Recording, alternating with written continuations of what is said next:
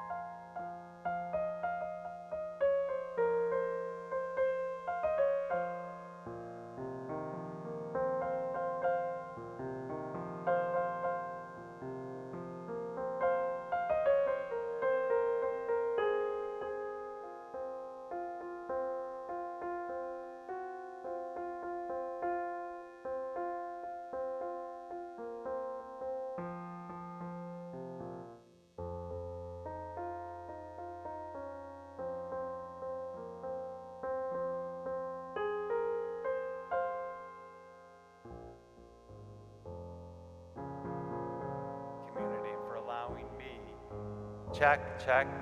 Test, 1, 2, 1, 2. Test, 1, 2. Test, test, test, 1, 2.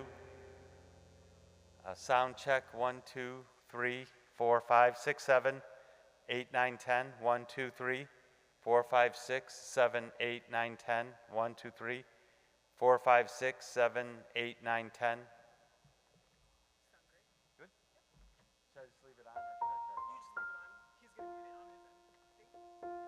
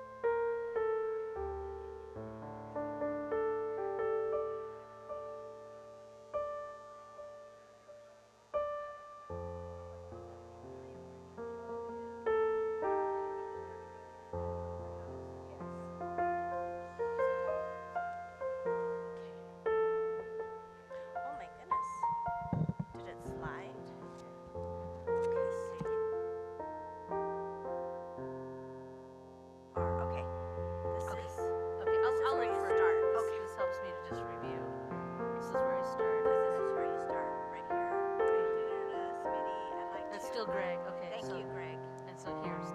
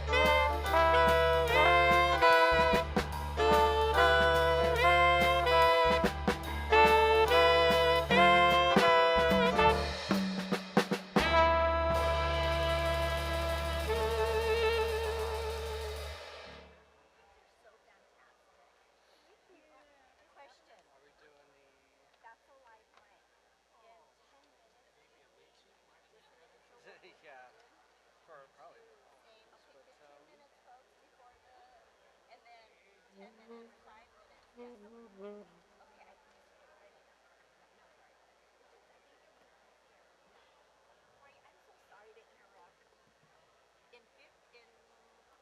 8:45, would you mind starting a countdown between pieces? Countdown between? A countdown, just say, folks, we're going to start in 15 minutes. Oh, like I say it? Yes. Or, oh. Since you have the mic. Oh, I see. You feel Sure. comfortable So, doing that? not Just the really. last 15 minutes. But, Yeah. just 15 minutes, folks, 10 minutes, 5 minutes. okay, just the time. Just that, yeah. All right. Thank you See at what I can do. 8:45. I can stay here if you want me to. Yeah, because I'm not going to have the time on me. I'm not going to be, well, I don't know. We'll see. Okay. And I'll be here too. Okay. Thank you. Yeah. Oh my gosh, my battery's So, Did everybody get signed? Everybody signed right? it's funny. We were on the big screen. What's that? Moon? Paper moon? Yeah.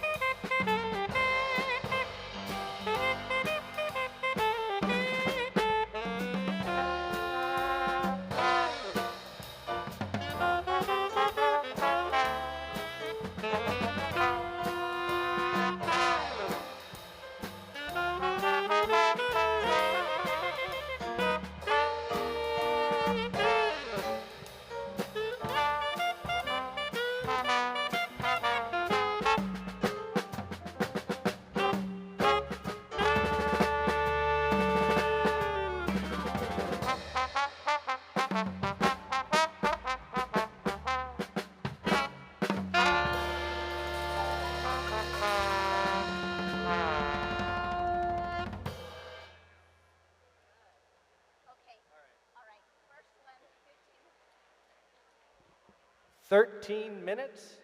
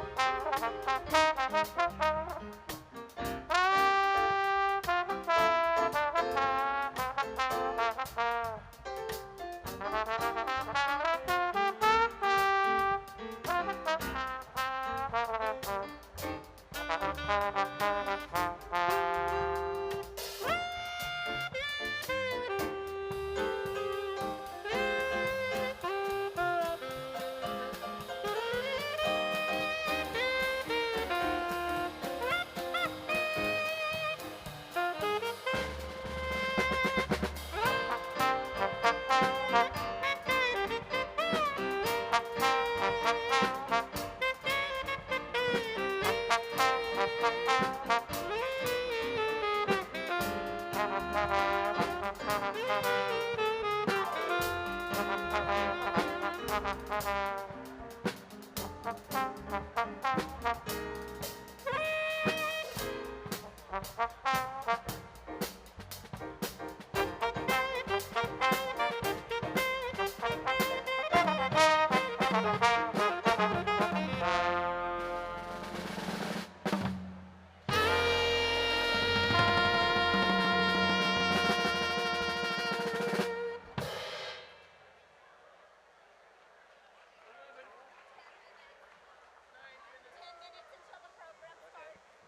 10 minutes till we start.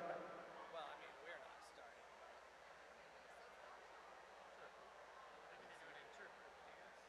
What are we doing? Ooh, isn't that the one that needs a melody? That needs a vocal? Hold on. Wait a second.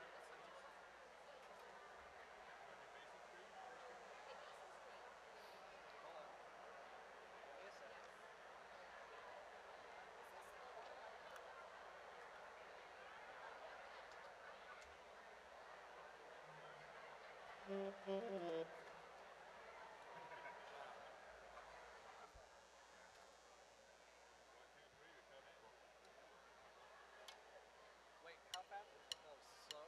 1, 2, 1, 2.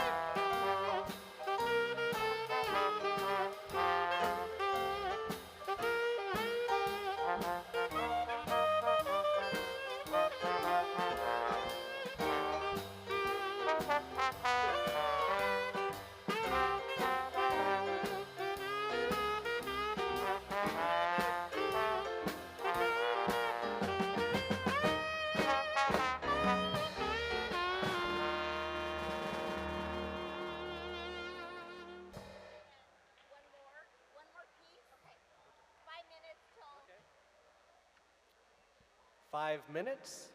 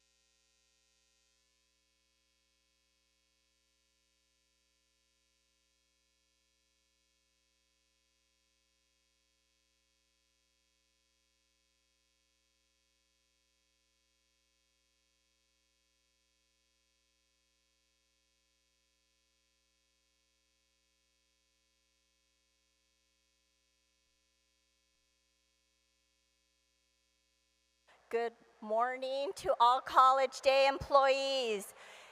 If you can please take a moment and look for a seat, the program will be starting in just a few minutes. Thank you.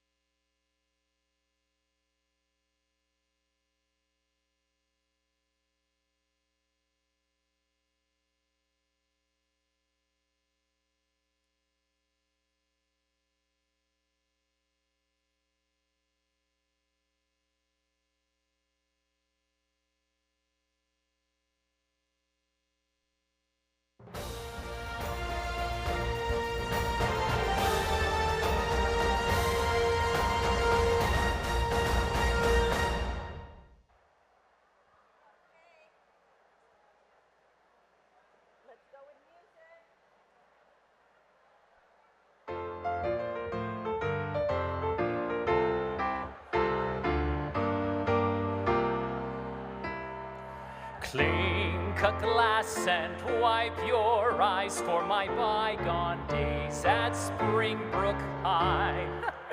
But the class I learned to dread was the ego buster they call phys ed.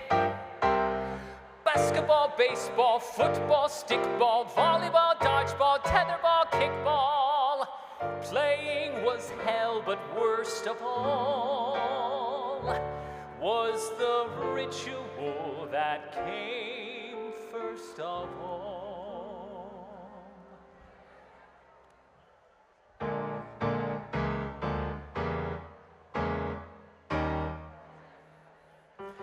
Last one picked on athletic, yeah, last one picked. At sports I was pathetic. Other guys could tumble and run, but my coordination was totally Six guys left, stomach sinking. 3 guys left, my self-esteem was shrinking. Felt so ashamed I could have cried. Nobody wanted me on their side. How many notes did I forge to say? Please excuse Alan from gym today. He wrecked his back. His colon is spastic. He's got meningitis and his kneecaps are plastic. I was the last one picked. Sorry, rejected from the rebel. Last one picked. Oh, I could beat them all in Scrabble. No, my brains didn't do me a bit of good. The bottom of the barrel was where I stood. But time went by and I met you and learned a team could consist of 2. The way I was A-okay. Who cares about kids' games anyway? Last one picked. The past is past now. Last one picked. Last time, not the last now. I'm first draft choice on a winning team. Just like I dreamed I'd be. Imagine how surprised when out of all those other guys, you picked me.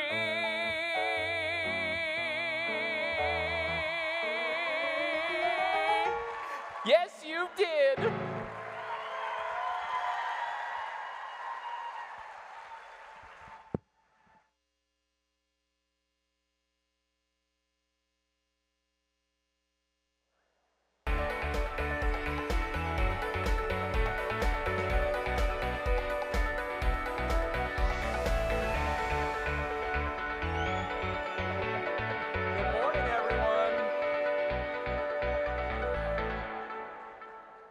Good morning, everyone. How's everybody doing today? What a great way to start the fall semester. It's great to see so many of you here for All College Day. Let's applaud some of our Pima's Got Talent participants. Wendy Landers was on electric keyboard. Ann Grimes and her jazz ensemble team, Rob Boone, Trevor Barretto, Mark Nelson and Brian Hicks. Jesus Diaz was the DJ outside. And last but not least, Chris Will with show tunes. It is not easy getting up in front of a lot of people. All I have to do is read pages, but to sing, let's hear it for Chris.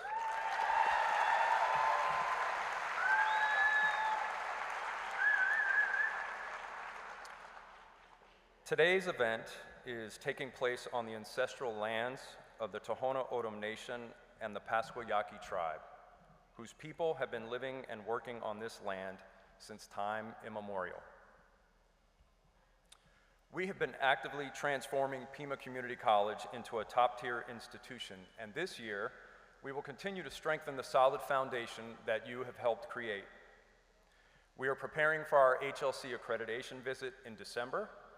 We will be opening a Center of Excellence for Health Professions, and we will be opening the Center of Excellence for Hospitality Leadership. And on day 15, we have also welcomed our new Chancellor, Dr. Jeffrey Nasse.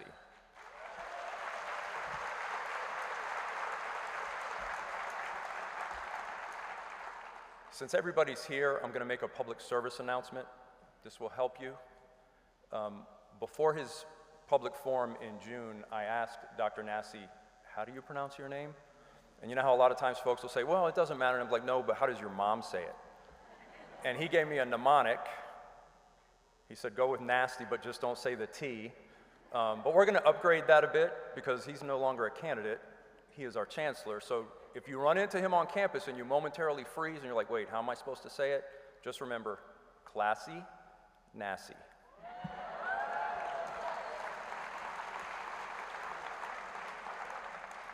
So it's been a great year, and of course, the big deal, we ended our year certifying 4,699 degrees and certificates.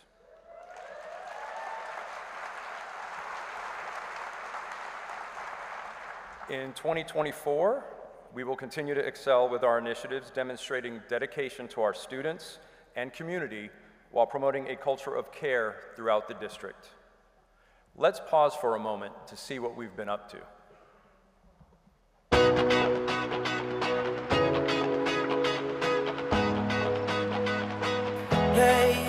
I'm sure they're excited. It's the first day of school. They're probably nervous, just like I am right now. Still waiting for you to come home. Can't change it if I try. I always wonder why. When all this time I should have known. You stay the same, never saying what you know.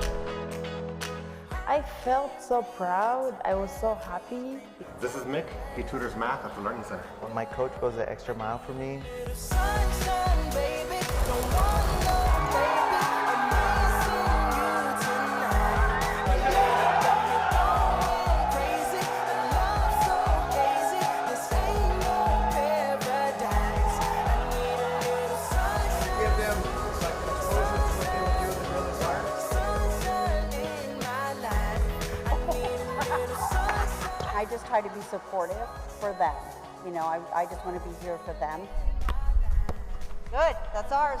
I pulled a couple of different options for you. Memories fade, but you stay the same. Never saying what you know. I'm Lydia Kennedy. She was a model student. Last time. 1, 1, 1. Here's 8. Boom, boom, boom. Sunshine, baby, don't want no maybe. I'm missing you tonight. There are 9 different trio programs on campus. I'm just really sad to see it end because I wanted to spend more time with this group of guys. Paradise. This is going to allow them an opportunity to potentially be working at Raytheon. Sunshine in my life. I need a little sunshine. Sunshine, sunshine, sunshine in my life.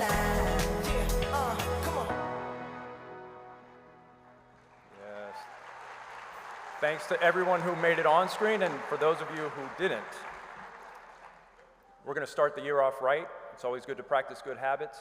If you remember, we are an attendance-taking institution. So please register your attendance. If you see the QR code, go ahead and take a few moments to check in this morning. The good news is you will be entered into a drawing for a gift card sponsored by Pima's Foundation.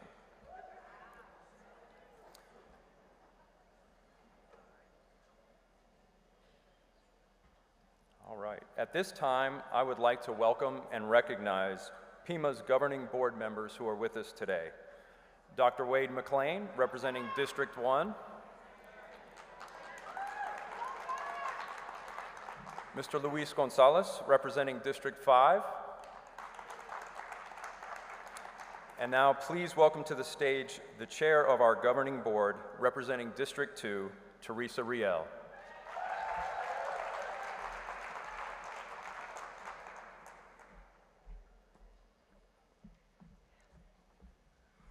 Good morning. You know, I normally speak from my heart, but I wrote some words down today because I thought this would be a great way to start this new amazing school year. Good morning. It's good to see everyone here at All College Day. I still love the excitement and energy that the new school year brings. It is wonderful to welcome our new Chancellor, Dr. Jeffrey Nasse. I also want to express our sincere thanks to our college employees, our students, and our community members who worked diligently and gave input on this important selection. So thank you from the governing board. Also, on behalf of the governing board, I want to share our deepest gratitude for all of the dedication and passion that each of you brings to your role at the college. Your commitment to fostering a positive learning environment, a comfortable and healthy working space, and your unwavering support for all our students are truly admirable.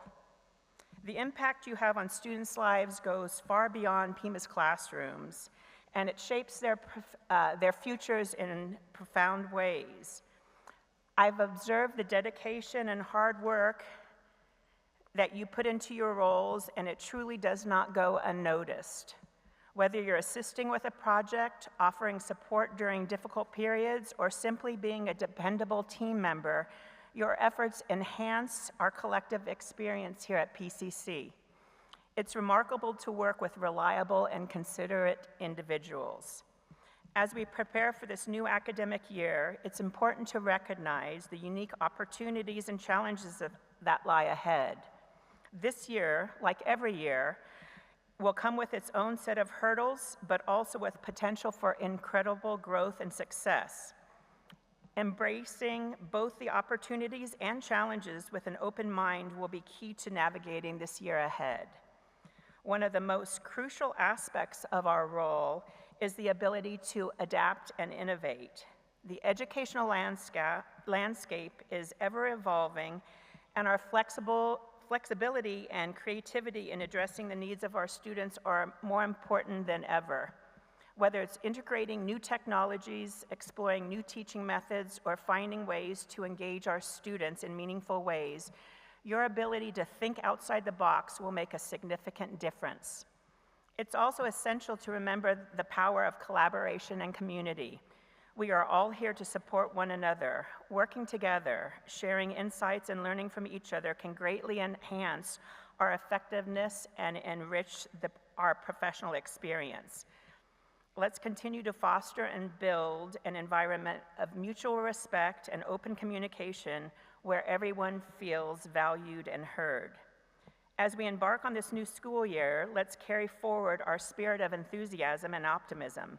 Let's approach each day with a sense of purpose and a commitment to excellence, knowing that our efforts are shaping the future. I want to take a moment to express my sincere appreciation for each and every one of you. I genuinely value your contributions that you make and the positive impact you have on your job here at Pima Community College. Thank you for your hard work, for your passion, and your dedication. Here's to a successful and fulfilling year ahead. Let's make it a great one. Thank you.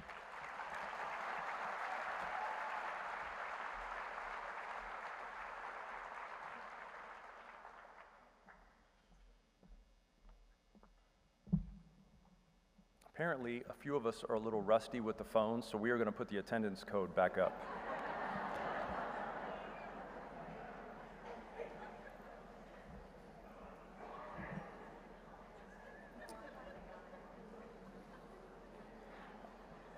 I am honored to introduce our keynote speaker, Dr. Jeannette Maré. Dr. Maré is the director of the Science of Kindness Community Collective at the University of Arizona. Her path to becoming a community-engaged kindness researcher was a long and winding one. Jeannette's world changed drastically after the sudden death of her son in 2002. In the incredible grief of losing Ben, learning and sharing about the life-saving, world-changing power of kindness became her sole focus. With her heart broken, she founded Ben's Bells, a nonprofit that inspires and teaches the intentional practice of kindness.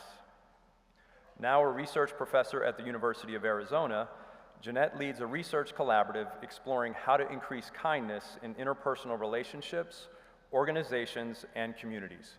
Pima, please welcome Dr. Maré.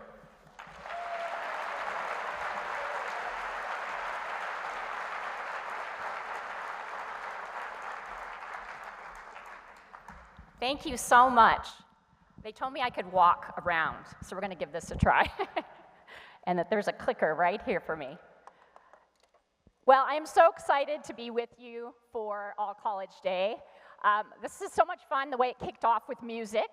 I myself was a PCC student in the 1980s. My daughter graduated from PCC and is now a hardworking welder. She's been a welder for almost a decade now, thanks to the amazing training at PCC. So I am so excited to be able to talk with you today about some work that we're going to do together. You'll see that the state of kindness is something we're going to be working on together at Pima College, with the university, and really all over our community. So I want to tell you a little bit about what we're going to do together and hopefully get you really excited about being a part of it. This is where you know the story of Ben's Bells, some of you know it, and my story is a sad story, but what's grown out of this experience is my fascination for kindness and for human interaction, and for how we can do this better. It was after Ben's death that I really started understanding kindness in a different way. You know, our culture often talks about kindness, sort of just, you know, rainbows and butterflies, just be nice to each other kind of way, almost making kindness seem like it's a weakness. But that is not what I experienced after my son died. After Ben died, the people who came into my life, who came into this space around me that was so painful, were not weak. They were courageous. They were powerful. And they saved my life. And I am not being dramatic. I would have not survived this if not for this community who took care of me and my family. So over the years, I started, really getting interested in kindness. And we founded Ben's Bells, my family did, with the help of this entire community. And over 17 years of being the director of Ben's Bells, I got to talk to people and listen to people and really start to understand how people felt about kindness and about how we interact together as humans. And what I learned, and what I know for sure, is we care about kindness. We want kindness. We know we need kindness. But I also learned that there's a lot of reasons that we don't engage in kindness. And so that's what we're going to talk a little bit about today. And then hopefully over this next year, working together, we'll be able to really delve into some of these questions and come up with some answers to move forward to create a kinder community for all of us. So one of the most important things when we talk about kindness is to know that we are not talking about niceness, right? We really actually don't have time for niceness, all right? We have enough niceness, we need more kindness. And this is a good and interesting discussion to have, just, with your people, with your family, with your colleagues. What's the difference between kind and nice? Wrestle around a little bit with that. But in a nutshell, kindness is more honest. Kindness is solidarity, whereas niceness might be more like charity. Solidarity versus charity. Authenticity versus maybe putting on airs sometimes. Kindness is willing to have a hard conversation. Niceness never wants to have a hard conversation. Niceness sweeps problem under the rug, while kindness trusts each other enough to say, we're in this together, this is hard, but we're going to figure this out together. Niceness is really not worth spending a ton of time on, but kindness is worth spending a lot of time on. So I hope you'll join us in this effort. So maybe I don't need to ask this question, but my entire life's work is around kindness and improving kindness and increasing kindness in communities. So I'm hoping that you'll agree with me that kindness is an important thing. But let's just explore for a second. We know for sure, mountains and mountains of evidence, that kindness is vital for our health and well-being. Now, many of us realize and maybe intuitively know that kindness is super important for our psychological well-being, but do you also know that kindness is vital for our physical health? This is true. This is true. Kindness is an important predictor. Okay, we're starting to get into the science part. We know that kindness predicts health and well-being in humans because we are an extremely social species. Our species survived and survives going forward because we work together. We are not the biggest, strongest creature. When we were hunters and gatherers, we couldn't fend off all these other big creatures. We're not the fastest. We don't fly. Our babies are born really helpless and remain helpless for... I'm always curious to see what people say. People say 18 years. Some people say 35 years. But the point is, humans need each other. We need each other, and there is no weakness in that. Our culture sometimes does this, rugged individualism, pull yourself up by your bootstraps thing, which is great. We all have that, autonomy piece that we need to fulfill too. But let's not make the mistake of thinking that needing each other is a weakness, because that is where our strength lies. All right, kindness communicates safety. Because we are a social species, when we do a kindness for another person, that makes them feel more connected and therefore more safe. Think about this idea of social vigilance. I'm just going to read this definition. The effortful act of monitoring the social environment for potential interpersonal challenges or threats. Think about a Pima College student arriving on campus for the first time. Think about a new faculty member. Think about a new person working in facilities. Think about any person who is entering Pima for the first time. They probably have, probably not even consciously, maybe consciously, a vigilance about them coming into this new place, not knowing if they're going to be accepted or not. Will they be included? Will they be welcomed? Will they be part of this community? Your kindness communicates to them that they are welcome, and they're then able to put their shoulders down, take a deep breath, and get busy to doing their jobs and making our community even better. Now, social vigilance is also a chronic thing for communities and individuals who are marginalized, who are discriminated against, who are oppressed. When you go into a space and you don't know if you're safe, physically, psychologically, emotionally, you have this vigilance that is physiological and actually can be harmful to your health. So kindness communicates safety. This is what we call a virtuous cycle right here, right? So follow me on this cycle. When we experience kindness, now notice that says experience because you can have different roles in the kindness, right? You can be the giver of a kindness. You can be the receiver of a kindness. You can witness other people doing kindness, and all of those things are good for us. All of those things strengthen our interpersonal connections. They create relationships. And like we already said, for humans who are social, those relationships, even the ones that aren't deep relationships, even just, people that you casually know or even strangers, those relationships communicate safety to us. That buffers our stress, right? When we feel safe, we lose that vigilance. Our body can respond with relaxation and feeling okay, and then we have better health and well-being outcomes. So it's really important to understand that kindness is a health behavior. Just like eating healthy food, moving our bodies, getting good sleep, getting good medical care, this is a health equity issue. When we are divisive, when we separate each other in all the different ways we can do that, we actually prevent each other from having the benefit of being able to connect in these ways that are so healthy for us. So kindness as a health behavior. So important for us to work on and to talk about. So, yay, kindness? Okay, all right, good. So are we done? Why not? All right, because we kind of have a little bit news. Anyone want more kindness in the world? Okay, can you be more enthusiastic than that about kindness? Yeah, okay.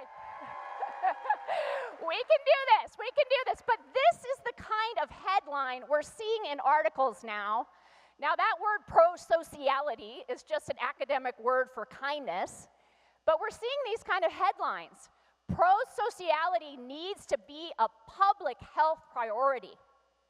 Getting together, interacting with each other, working on kindness needs to be a public health priority. Think about that. We're engineering ourselves out of connection. Through the pandemic and technology and other divisive factors, we are separating ourselves, and it is dangerous to our health. So this is the part I'm really interested in. This is where the research that I do with a team at the university lands. How do we do that? That's a question, right? We're going to dip into it right here for the next 5 minutes or so, but then we're going to explore a whole lot more as we go forward. So when we do science, right, we have to think about what are the predictors of the thing, right? So if the thing is kind behavior, what determines that behavior? What are the predictors? That's our first question. And I'm going to tell you a few of them, right? We're going to talk about 4 really key predictors of kindness. The first one is attitude. How do I feel about doing that behavior? If I feel like doing that behavior is going to make me look weak, then I have a bad attitude about it and I'm not going to do it, right? If I feel like doing that behavior is going to be good for me, and this sounds like I'm being selfish, but it's not. This is a human thing, right? If it's going to be good, then I will more likely do it. So attitude is the first predictor. That's sort of an individual thing, my individual attitude. But the second predictor is a contextual thing, a systems thing, a altogether thing. And that's the norms that we create in an organization, in a community. If the norms at Pima Community College are, we take care of each other, we value this culture of care, and you all demonstrate that, especially those of you who are leaders, model it and talk about it and prioritize it, that goes a huge way to predicting kind behavior amongst the entire community. So those 2 predictors, attitude and norms, will get us to intention. Like, okay, yeah, I feel good about kindness. Yeah, kindness is supported here. I intend to do kindness. But is intention the same thing as behavior? It's not. It's not, right? What can happen between my intention to be kind, to do kindness, and my actual doing of it? Well, a lot, right? I could get distracted. I could get scared. I could say I want to do it, but I don't know how to do it, right? And not do it. Some of the isms in our communities that we need to talk about prevent us from connecting with each other in these ways. And then the one that I'm most interested in is that we can actually intend kind behavior, do a behavior, which is often a message behavior, a communication, and it can land as unkindness to the person. We all know about this, right? We've all done it. right? For example, after Ben died, many people would say things like, at least you have another son. And I know that sounds, and everybody, even third graders, when I use that example, go, oh. And we've all said stuff like that. Maybe not that exact thing, but I know before Ben died that I said stuff like that, trying to be, you know, a be strong kind of person, buck up, whatever. The culture taught me that, right? So we can intend kindness, do something, and it can actually land as unkindness. To me, that is the saddest thing, right? How do we close that gap? So we have to understand that we can intend kindness, we can do kind behavior, which by definition is good, and it will have positive outcomes.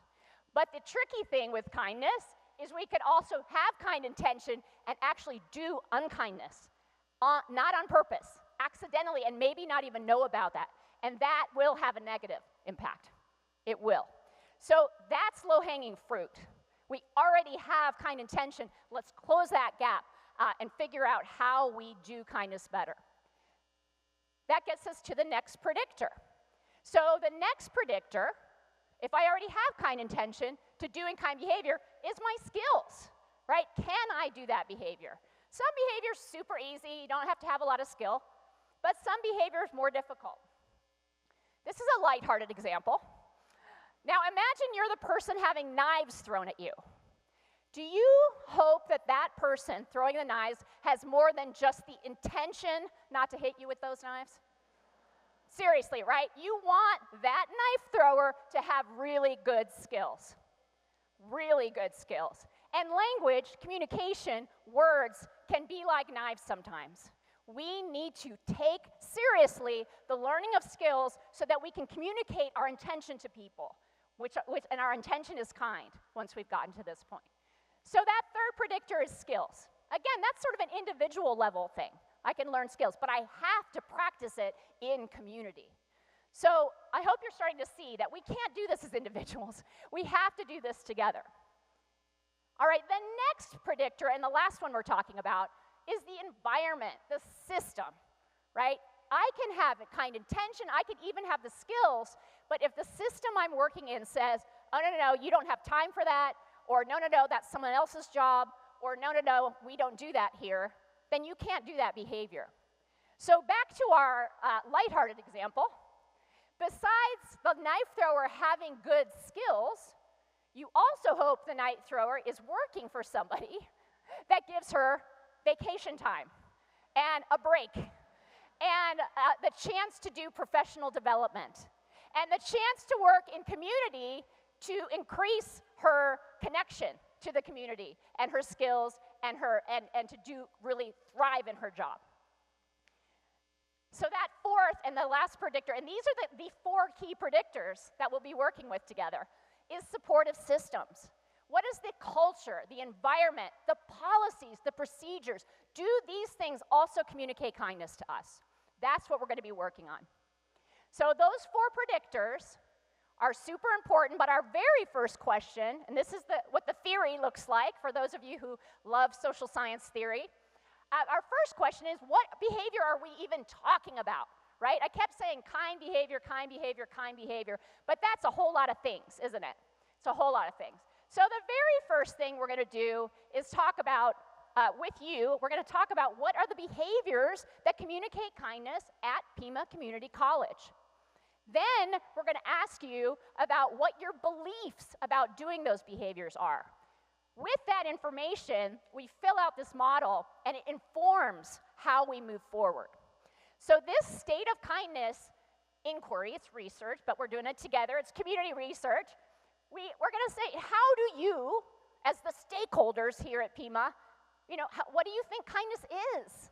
We're going to come in and do focus group after focus group after focus group, all voluntary, this is not mandatory, to listen to you and say, how would you know if Pima was the kindest community college in the world? What would the evidence be? What would those behaviors that you would see be that would communicate that to you? We're then going to see from those behaviors what kind of kinds of kindness emerge, categories of behaviors. So we won't have to deal with 100 and something individual behaviors.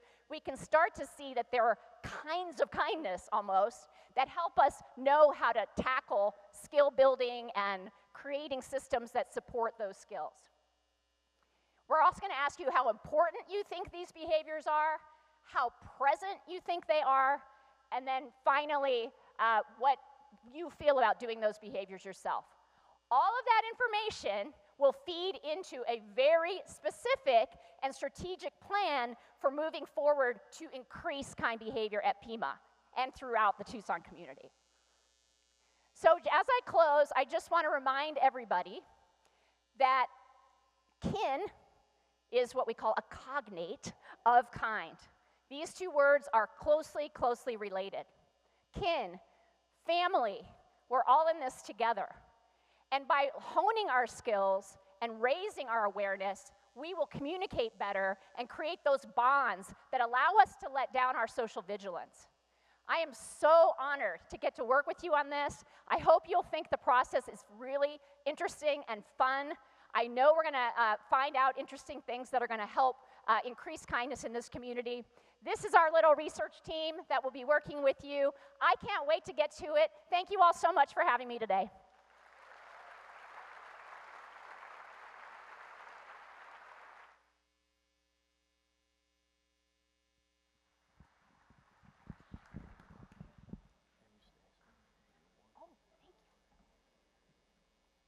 At this time, I would like to invite Chancellor Nasse and Provost Durán-Cerda up on stage.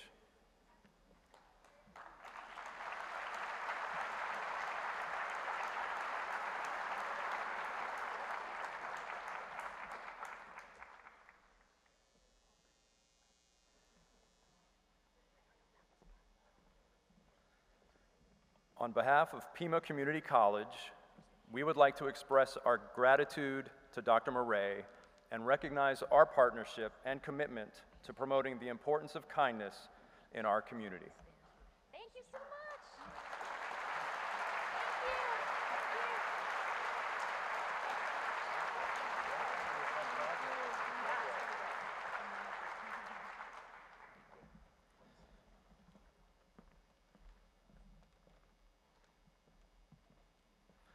Now let's go back to Pima's Got Talent. Please welcome Smitty Davison from the East Campus Learning Center.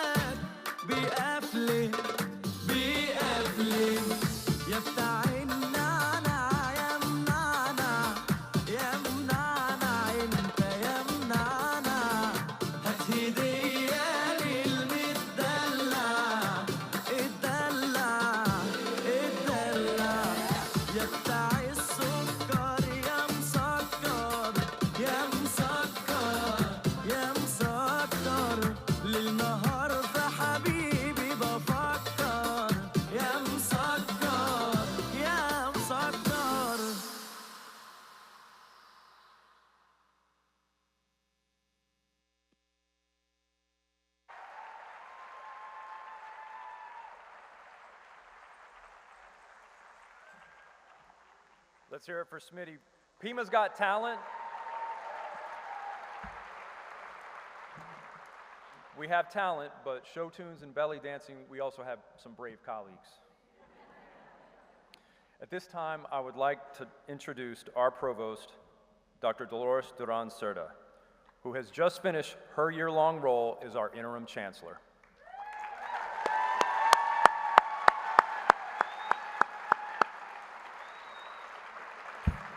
Prior to this,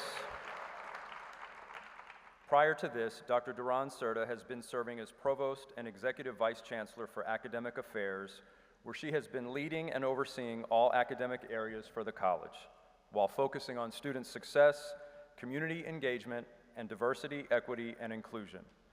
She is a seasoned educator, having over 20 years of comprehensive and increasingly responsible college-level instructional, administrative, and leadership experience. Welcome, Provost Durán-Cerda.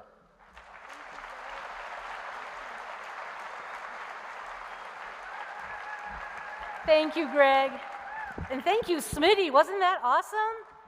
Yes. I will confess that about 15 years ago, a couple of my colleagues in the World Languages Department and I took a semester of belly dancing classes, and that was fun. But it's been quite a while.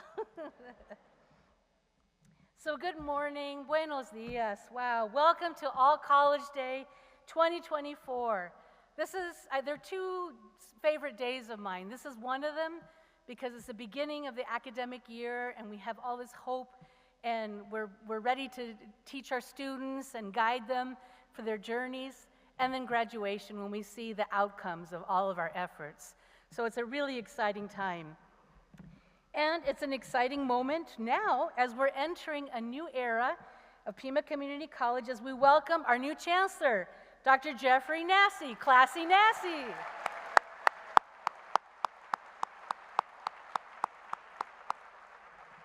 As we gather to embark on a new academic year, I want to begin by acknowledging the extraordinary dedication, talent, and commitment that each of you brings to the community college. It is truly an honor to stand before such an incredible group of individuals who are the heart and soul of the community. And it was such a pleasure right now as we were mingling and greeting everybody. Didn't it feel good to see everybody back and chat and give each other hugs? Wasn't that fun? Yes. Together as faculty, staff, and administrators, we form a powerful and dynamic community. Each of you plays a crucial role in our collective success. It is through your combined efforts that we continue to achieve excellence, foster innovation, and create opportunities for our students to excel. Our successes are a direct result of your hard work, collaboration, and commitment to our shared vision. And as we gather here for this new academic year, I want to take a moment to reflect on the journey that we've shared over the past few months and to express my heartfelt gratitude to each of you. Thank you all for your cooperation and enthusiasm during this transitional time. Your collective efforts have been instrumental in maintaining our momentum and advancing our mission, being student-ready, not expecting students to be college-ready, but for us to be student-ready, and being laser-focused on student success. I also would like to thank Dr. Jeff Tees for his outstanding job as acting provost. Let's give him a hand.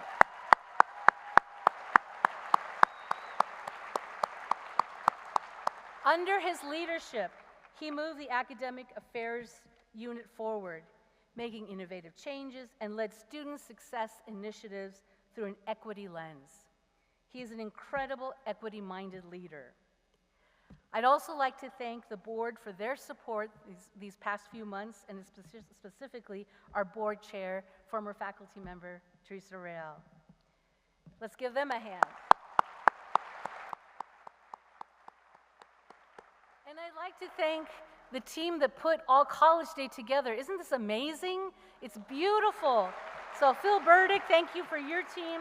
Christy Camargo, Chris Meyer, Dan Pinard and the PCC TV team, Bryce Morthland and his team for creating all of the images, and of course our volunteers at the front who gave us our swag and greeted everybody. So this is wonderful. Thank you for being here and participating.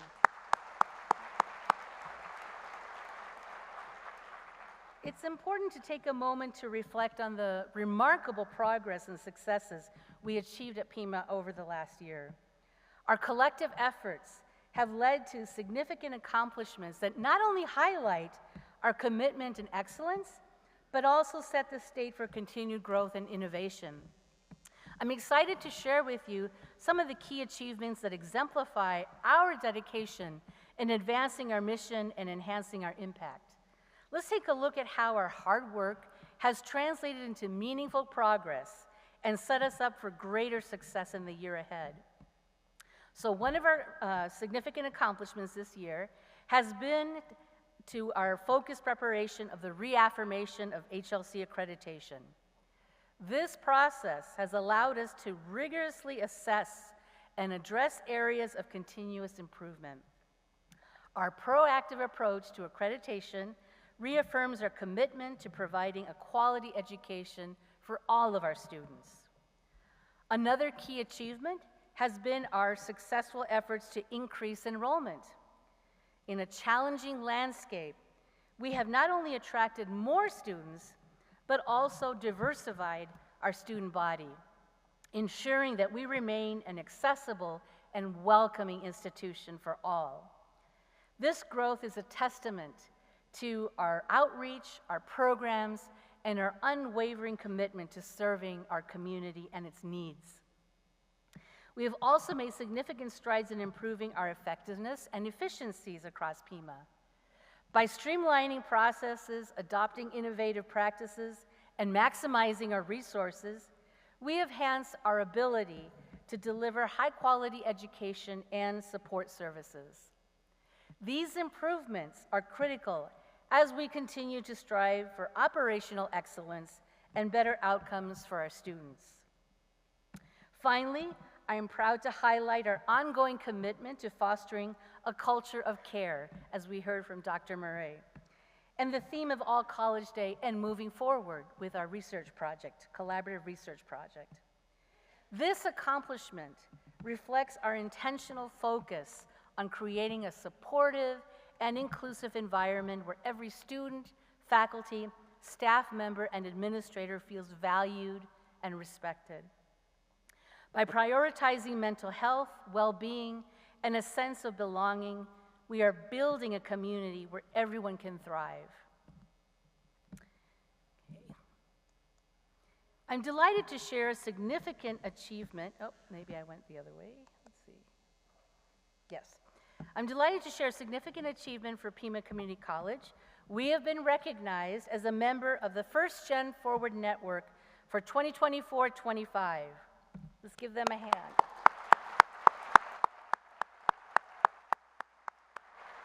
This prestigious membership underscores our steadfast commitment to enhancing the experiences and advancing the outcomes of our first-generation college students. And many of you are first-generation college students and have been.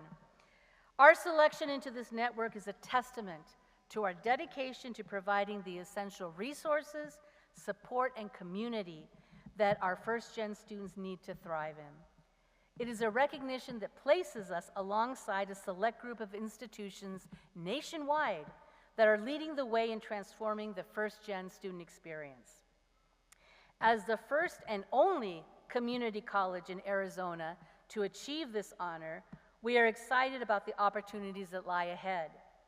And I'd like to thank Jennifer Madrid, our Dean of Students, for her leadership and dedication as she championed the First Generation Initiative and leads the dedication of the First Gen Initiative Work Group.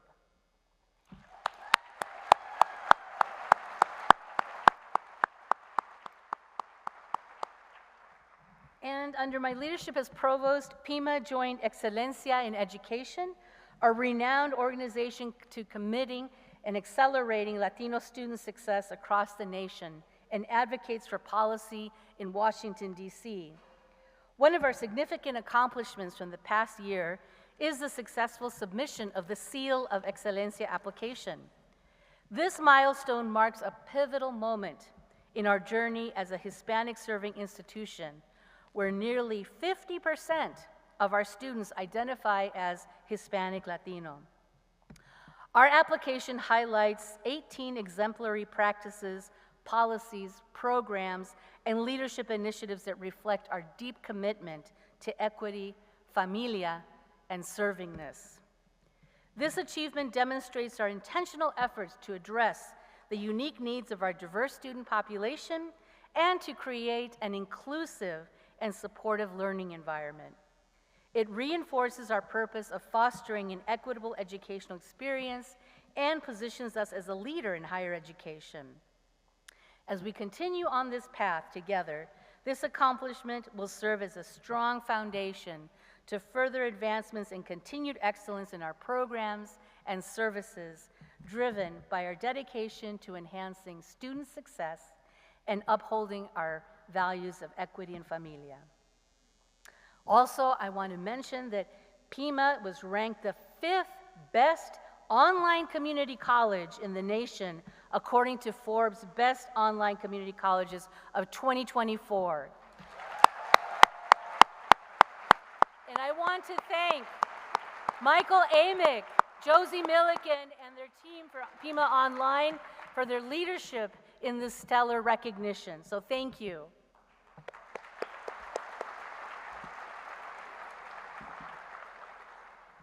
In the theme of the culture of caring, as I go back to Provost, I wanted to share what I'm calling the 5 C's, and Jeannette, maybe you can help me out with this.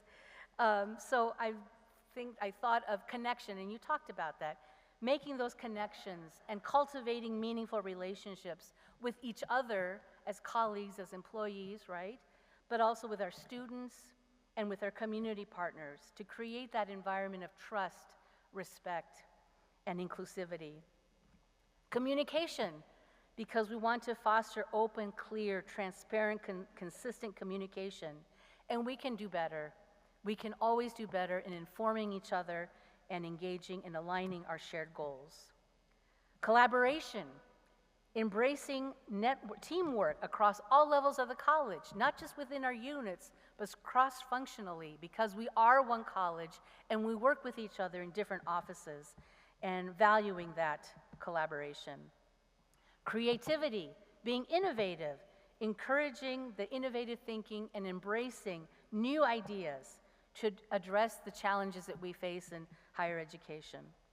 And lastly, compliance, upholding the highest standards of academic integrity, ethical practices, and regulatory adherence, such as the HLC and other accreditation programs. So these are my 5 C's.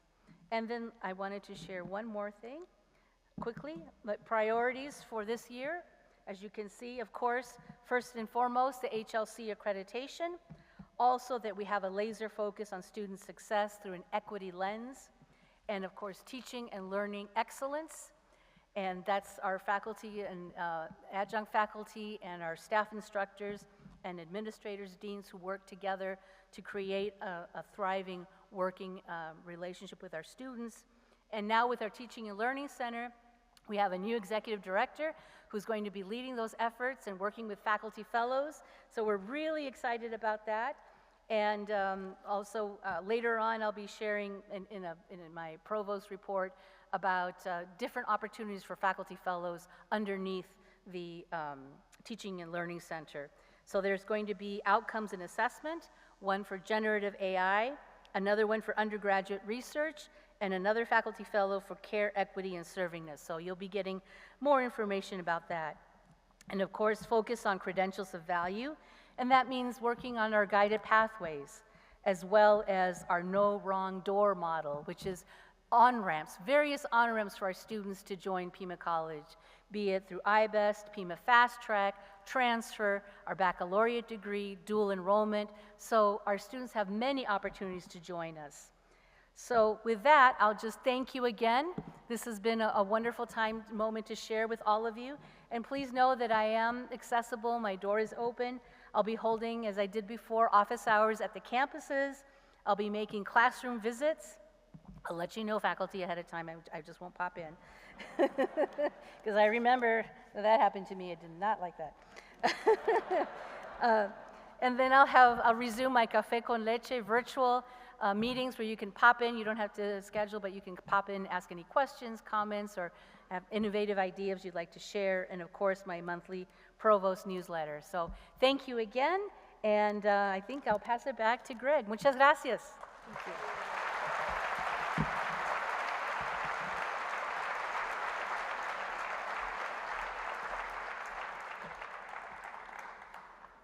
Thank you, Provost Durán-Cerda. In a moment, it will be my pleasure to introduce our new Chancellor, but before I do that, we thought it would be a good idea to educate him on the top 10 reasons why moving from Florida to Arizona was the right decision.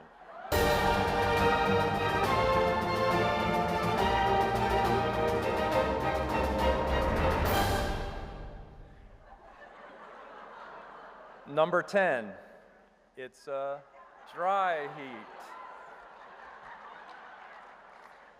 Number 9, he gets to upgrade from Florida river monsters to Arizona land monsters. Number 8, we have much better celebrations.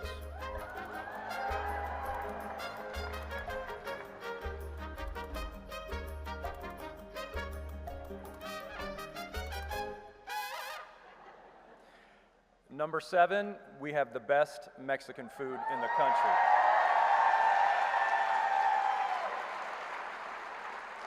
But like anyone in Tucson knows, you're not going to get the best stuff at a restaurant. You have to go to somebody's house. Number 6, you can ski and swim on the same day.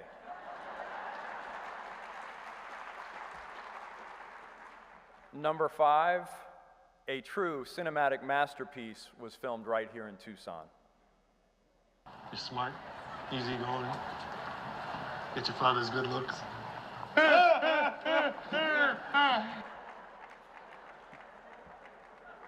Number 4, can I interest you in a haboob? Number 3, the refreshing monsoons give us a year's worth of rain in 2 months.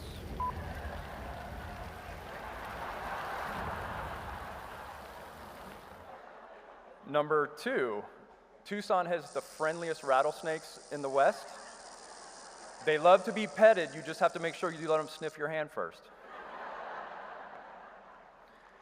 And the number 1 reason why you made the right decision coming to Arizona, everyone in Tucson looks great in a cowboy hat.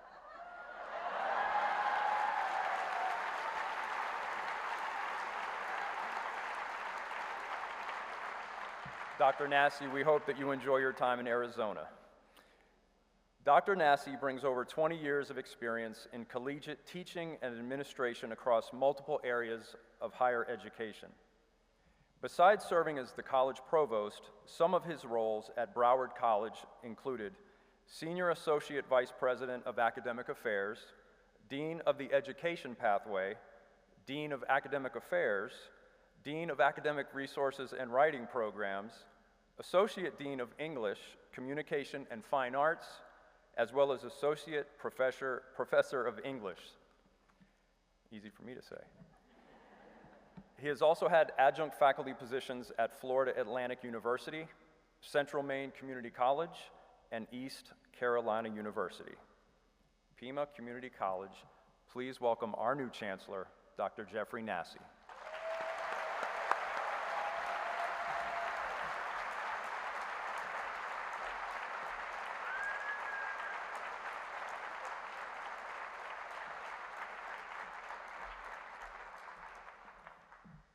Wow, thank you, Greg. I'm still thinking about the cowboy hat. I gotta work that in. Well, it is just good morning, Pima Community College. Good to see you. Woo!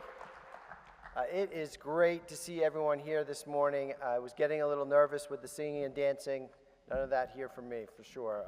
But I can see for myself, wow, what an amazing day, all college day. This is fantastic. I'm so happy to be here. I'm happy to be in Arizona. The rattlesnakes, I don't know. I'm happy to be in Tucson. Yeah, I think the other day was the first day I didn't have some form of Mexican food since the time I've been here. And I am most happy here, of course, to be here at Pima Community College. Thank you. I'm truly honored to serve as your chancellor. You know, I thought a lot about what I would say this morning. You know, let me just begin by saying thank you. We learned about kindness today. What a great presentation. Everyone has been so kind. I'm so grateful to all of you. You know, I have so many people to thank, so many people to be, and so many things to be thankful for. Let me begin by first recognizing the members of our governing board, led by Teresa Rial, Dr. Wade McLean, Luis Gonzalez, Maria Garcia, and Greg Taylor. Thank you. You have been so supportive. Your leadership and service on behalf of our community, hey, they're volunteers, right? And they're actively engaged in seeing us do better. And thank you for the just wonderful opportunity to serve this outstanding institution. Thank you. I want to express my sincerest gratitude to our faculty. Faculty, where are you at out there? Thank you. Our staff and administration. Thank you. You know, on the first week, I had a chance to sit down with some of our faculty leaders. Of course, I've been meeting with staff throughout my time these last couple of weeks. Each of you, your daily work, educating, mentoring, advising, supporting students, you know, and their success, that really is the heartbeat of this college. And I realized, right, this is already challenging work, and it can be even more challenging during a time of transition. You know, as someone, I am as you heard, a recovering English professor. As someone who's done that and sat in those seats, you know, I've sat and set up the syllabi and standing up in front of class. I've sat with students as a staff member. This is one thing I can commit to me as you get to know me is I promise to always be here to listen to you, to do my best to support you in your critical work for our community. So thank you.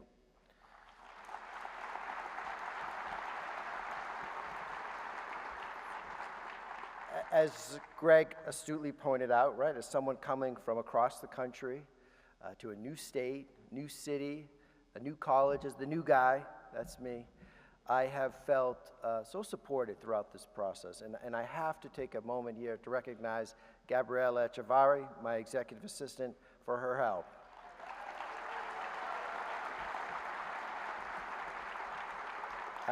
Listen, I'm here. I made it here this morning, and that's thanks to Gabby. Thank you for your support and guidance and for helping me move into this role. And for people working in and around the Chancellor's office, Andrea, Gail, Angie, I appreciate all of you introducing, by the way, introducing me to my first Sonoran hot dog. Wow. Life, probably more dangerous than the rattlesnakes. Life-changing for sure. Tina Neal, our Assistant Vice Chancellor for Human Resources. Thank you. All the details that come with moving and joining a new organization, you've been great. And thank you to the entire executive leadership team, the Chancellor's Cabinet. I'm really fortunate, so grateful to join an accomplished group of professionals. You all have been great. Thank you. Let's give them a hand, please.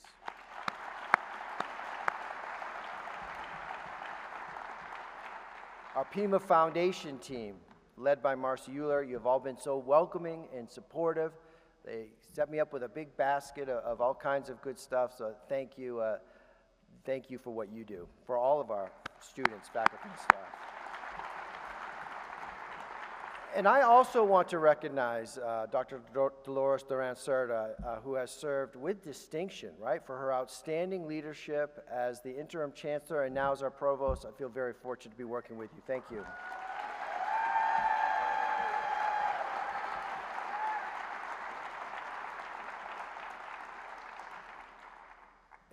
In the spirit of gratitude, I do think it's important to recognize, of course, members of our local community and importantly, our students. And I realize that this is primarily a gathering of Pima Community College faculty, staff, administration. However, I wanted to take a moment to recognize and acknowledge the why of what we do, right? They are the reason we're here. It's important to underscore the proud fact that we are a community college. Right? We're here as a community asset to serve the needs of this great community. So in very real terms, we're here to do everything we can to ensure our students' success and empower them to transform their lives through education. And so I'm honored every day by that mission, to serve our students, to serve our community, families, community leaders, business and industry leaders. Your role in this mission is invaluable. So my deep appreciation for your dedication, hard work as part of our Pima Community College family. Thank you.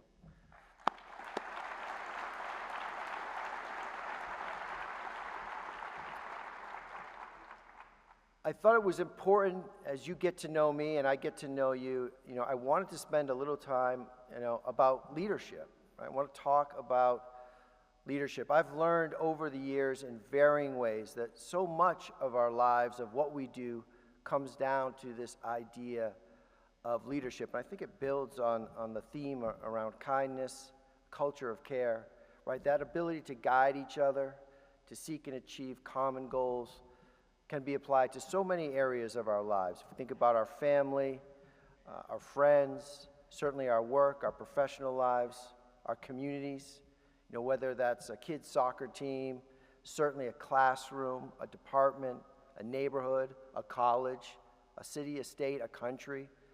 So much of our collective success or failure depends on the practice of good leadership, no matter where we sit in those groups. Growing up as the son, I was the one of the oldest of three boys. God bless my mother. Both my parents were special education teachers. And so some of my earliest memories were formed around the example of leadership through service and sacrifice, and the difference that teachers and education can make in people's lives. I have this image, my dad, as I mentioned, he was a special education, and he had the classic 80s short sleeve, collared tie, big tie, coming home after work, and there were things to be done, and of course we were not behaving, and he's out there mowing the lawn in his tie and his short sleeves, and I just remember, that is what it took. So no matter what I was doing in my life, whether that was as a student, right, we all had those great teachers in our lives that made a difference for us. As a teammate, experiencing what it's like to be on a team, playing football, baseball, running track, certainly as a Marine, as a worker in a multitude of different jobs, as a faculty member, as a husband, certainly as a parent, and soon to be grandparent. I can't believe, give me the cowboy hat now. I saw what a tremendous difference leadership can make for the people that we love, the people with whom we work, the people we serve, right? The enormous responsibility we have for the people we serve. And I promise I won't go into all the facets and complexities of leadership and leadership theory here this morning, but I do think we can rely on some fundamental truths about effective leadership that I think build on the themes we've already heard here this morning, right? Good leadership requires collaboration and working with others. Effective collaboration, meaningful collaboration, requires establishing trust. And trust is earned through transparent, honest, and clear communication. Again, as you get to know you, I'll tell you, as your chancellor, my leadership approach is guided by the fundamental principle that students and their success must be the driving factor for every decision we make here at Pima Community College.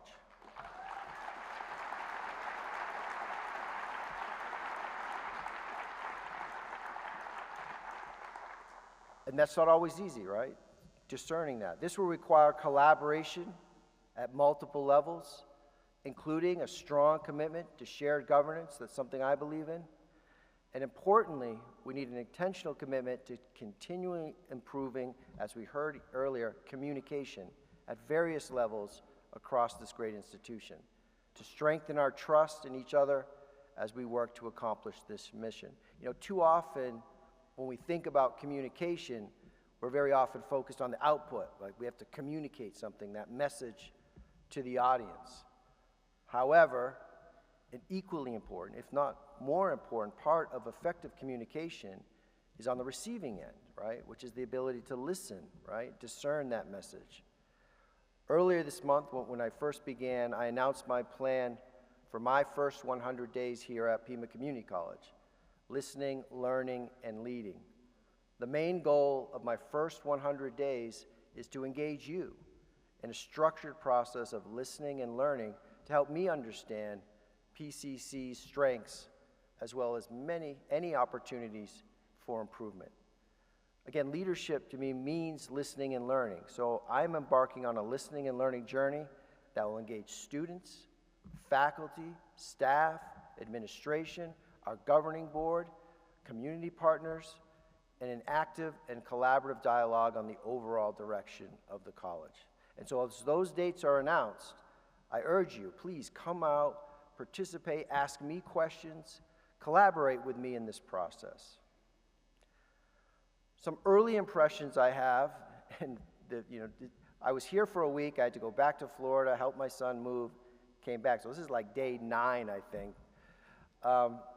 But since joining the college earlier this month, I have learned so much about this great college in our community. First, I want to recognize the tremendous work that has been done and continues to happen here at Pima Community College. That video, what we've heard here today, I feel so fortunate to join a great team that is doing great things in teaching and learning, great things in program offerings, 150 programs, transfer, workforce education, career development, job placement, adult ed, and community engagement.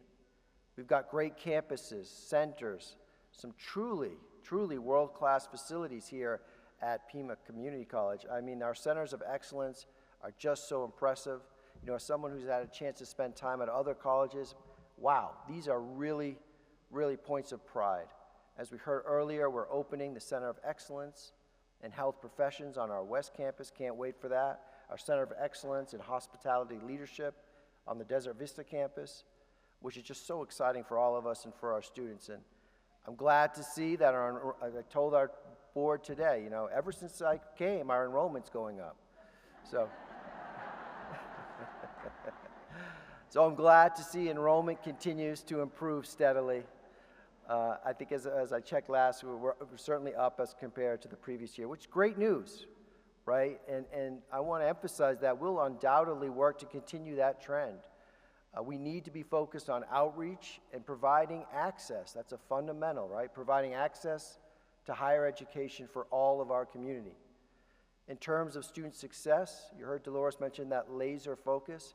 I was looking at the data. I want to recognize our mathematics area. Are they out there, mathematics department?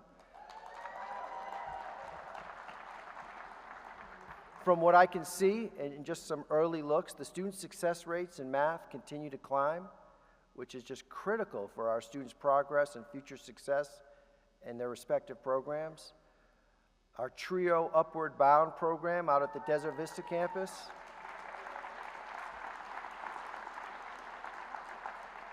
I saw they were one of only 6 programs in the entire nation selected by NASA to speak directly with the astronauts in the International Station. Maybe they can help get them home, right? That's part of it. But that's just great work. Our athletic teams, and when I saw some of the highlight, eager to be a part of that. They're doing well with 10 of 13 qualifying for their national tournaments. Congratulations, go Pima. And of course, there's much more happening across the college, and we'll continue to build on these successes. Moving forward, as I continue to listen and learn, I want to share what I see as some emerging priorities for our college community. As we've heard, right, we know we are in the middle of our accreditation process. We're getting towards the end here with the Higher Learning Commission. And their team's going to be coming out later this fall to review and assess our college. So anytime a third party can come to evaluate our processes, it's an excellent opportunity for us to improve and learn more about ourselves. The HLC visit is just another component of listening and learning. So we welcome this chance to benchmark ourselves and improve. We have to be stellar in our compliance with accreditation standards. You know, if you're not with accreditation, all the great work that we're doing, right, accreditation, the violation, the citation becomes the headline, and all of that is tarnished to some degree. So we've got to do things the right way. So I'm very committed to ensuring we are focused on our assurance argument, supporting documentation, and the review process for HLC. As you've heard me say, enrollment is always of the utmost importance to our mission. We need to continue to reach students, to reach families, attract students to our college and various programs, and importantly, keep them here. We need to keep our students, retaining our students through whatever program they are enrolled. I'm really eager to work with you to find ways to get more students through our doors, and I like what we had, many different doors. There are no wrong doors, and lots of pathways to a meaningful credential and finding ways to retain those students. This means connecting with our entire community and demonstrating the transformational value we can offer them. As I mentioned, communication is fundamental to establishing trust and facilitating effective leadership across the college. I will work to make communication, that's something I've heard repeatedly, no matter who I'm talking to, internally and externally, a priority at the college. This has already begun in terms of the listening, learning, and leading sessions of the first 100 days. And from this, I hope to collaborate with you to strategically, and we're going to continuously improve our communication. In fact, I will and have made improving communication one of my Chancellor's goals for this year. Importantly, as we continue to advance our mission, I also want to reaffirm my deep commitment to promoting equity and inclusion across our campuses. And coming from Florida, that's nice to say.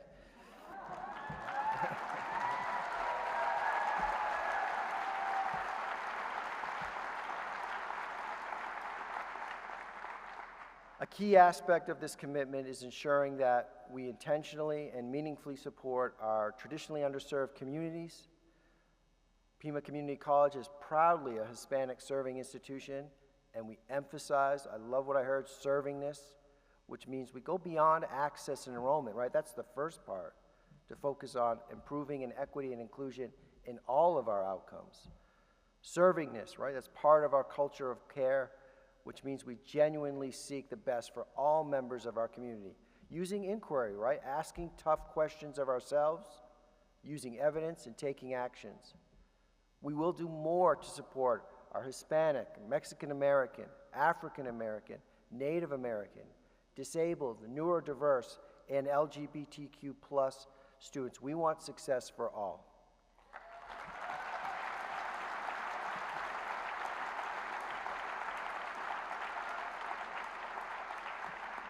That has always been one of the great joys of working at a community college, is that we serve just a richly diverse population, and it's our responsibility to ensure that every individual has the opportunity to succeed regardless of their background.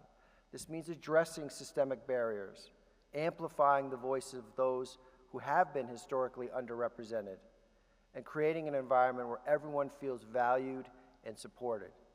You know, after, again, just kind of looking at surface level at some of this data, I'm especially focused on expanding our outreach, resources, and culturally relevant programming for our Hispanic and Native American communities. These communities are, of course, integral to the history, the culture, the future of Southern Arizona, and I'm committed to working alongside you to ensure that Pima Community College is truly a national leader in supporting them. So join me in that.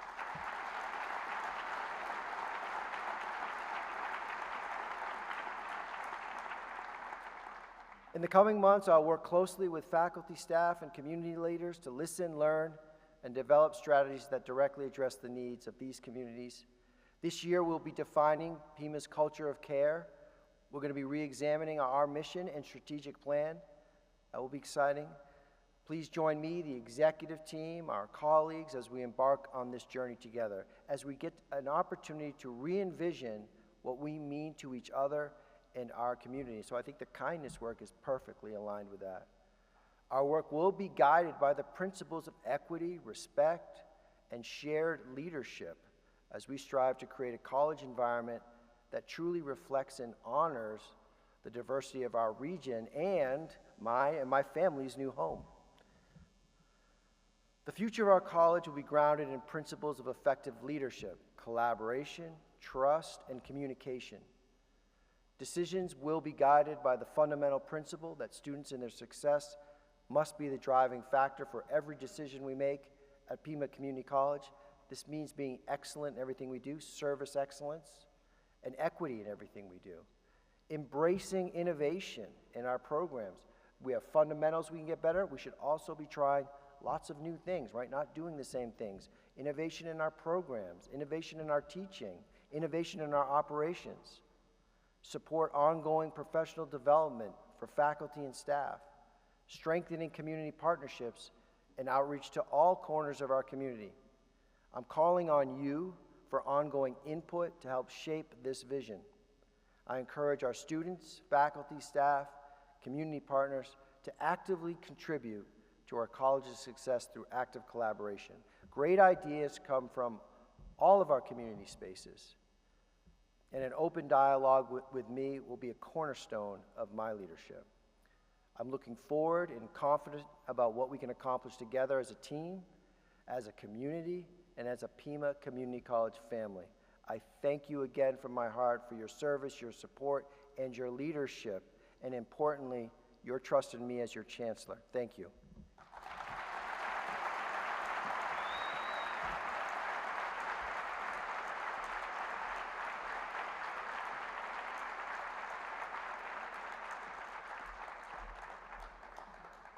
Thank you, Dr. Nasse, for sharing your vision and plans. I'm sure I speak for everybody when I say we are looking forward to working with you. At this time, I would like to welcome Marcy Euler, President of Pima Foundation, to the stage.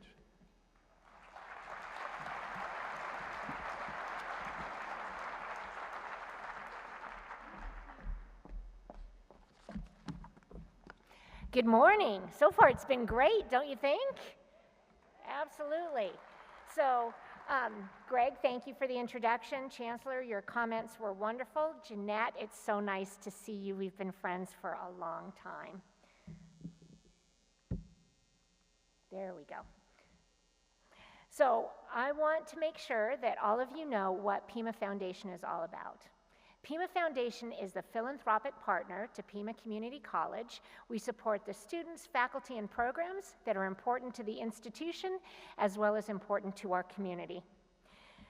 So last fiscal year, we provided over $500,000 in scholarships directly to students, and that is up from $350,000 the year before.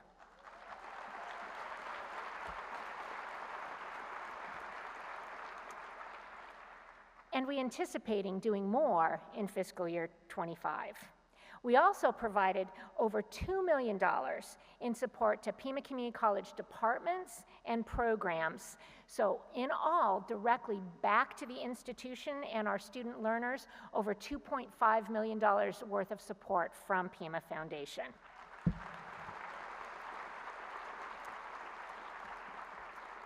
And while you see a picture of my team on the screen, I need you to all know that we consider each and every one of you part of the foundation team.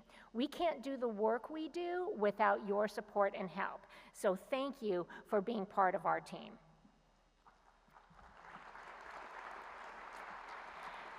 So many of you already help us in that goal of handing out important dollars to different programs. For those of you who do, thank you. For those of you who may not have had that opportunity or taken that opportunity, this slide that is on the screen tells you a little bit about the impact that payroll deduction has had on the work we do. Through My Pima, your employee portal, you can sign up to make contributions through your paycheck. Really painless, and you can choose where your gift goes. It's up to you as a donor how your gift supports the institution through the foundation. And one of our newest payroll deduction donors is our own Chancellor, Nasse. So thank you for having done that on before day 10. So many people contribute. We have dozens and dozens of faculty, staff, administrators who contribute through payroll deduction. And each pay period, you decide how much you want to do. And right now, you can see a testimonial from one of our donors. Susan is from the ARC, the food pantry, and also the group that was collecting donations today. And we collect approximately $1,400 per paycheck, which equates to over $33,000 a year.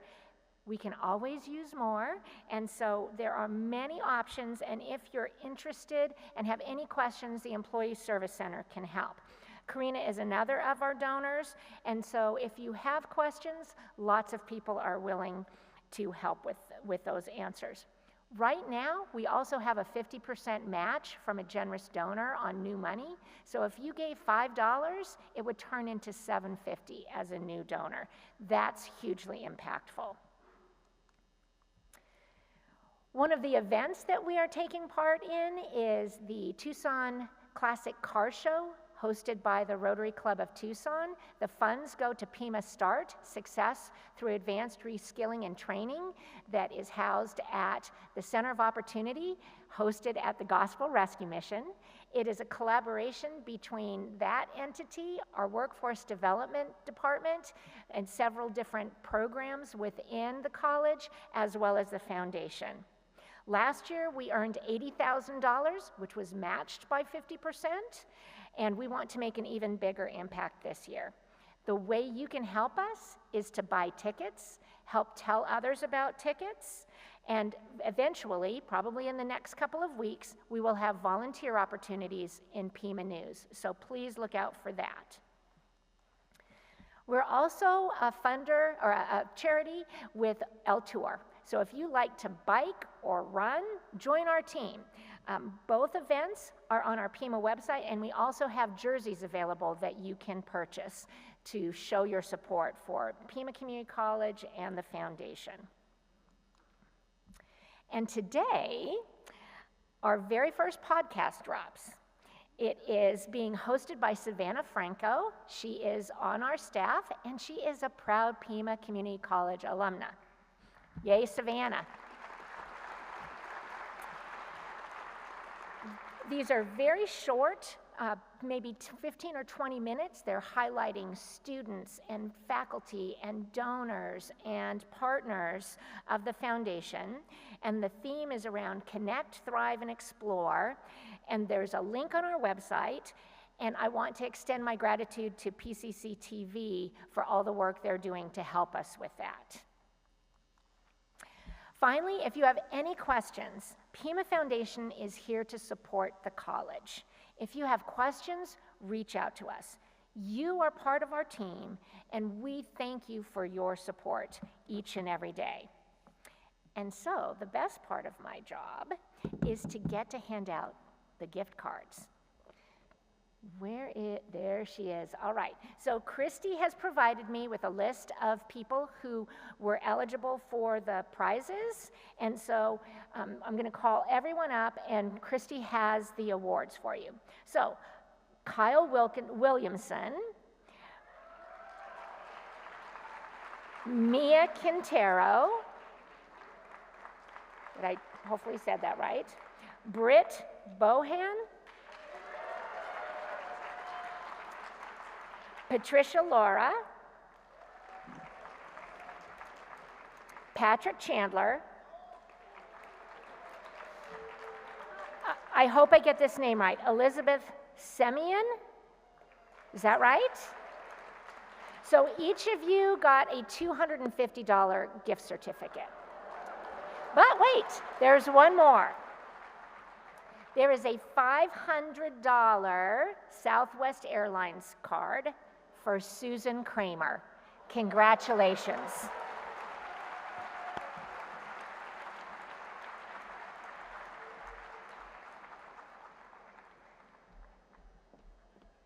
In order to claim your prize, you need to come and see Christy because she has the gift cards for you. And so, the shirts are being distributed. Perfect. Thank you.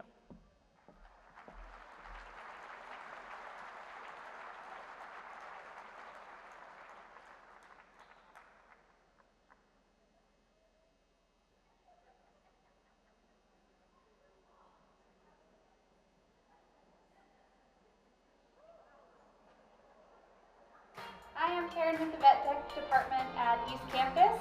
With me I have 3-year-old rescue Rosie. Alright, these first tricks are ones I think every dog should have. Rosie, sit. Yes, down. Yeah. Touch.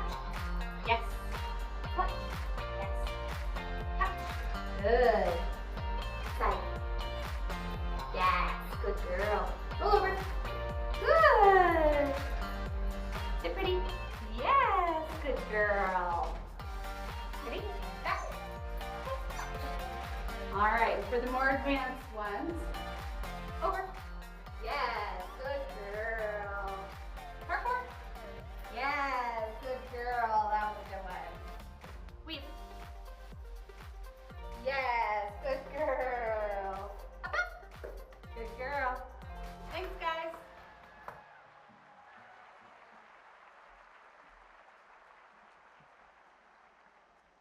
Let's hear it for Taryn Kraus and the Kraus House's Rosie Posey, aka Rosie, for that talent representing the East Campus Vet Tech program.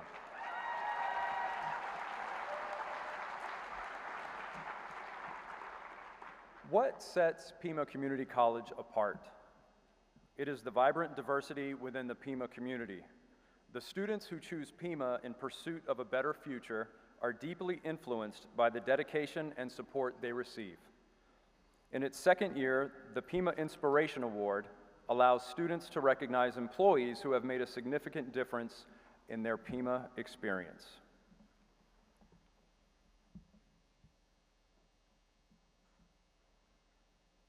Hi, my name is Armando Gonzalez. I graduated from Pima College with a degree in welding and fabrication in May of 2023.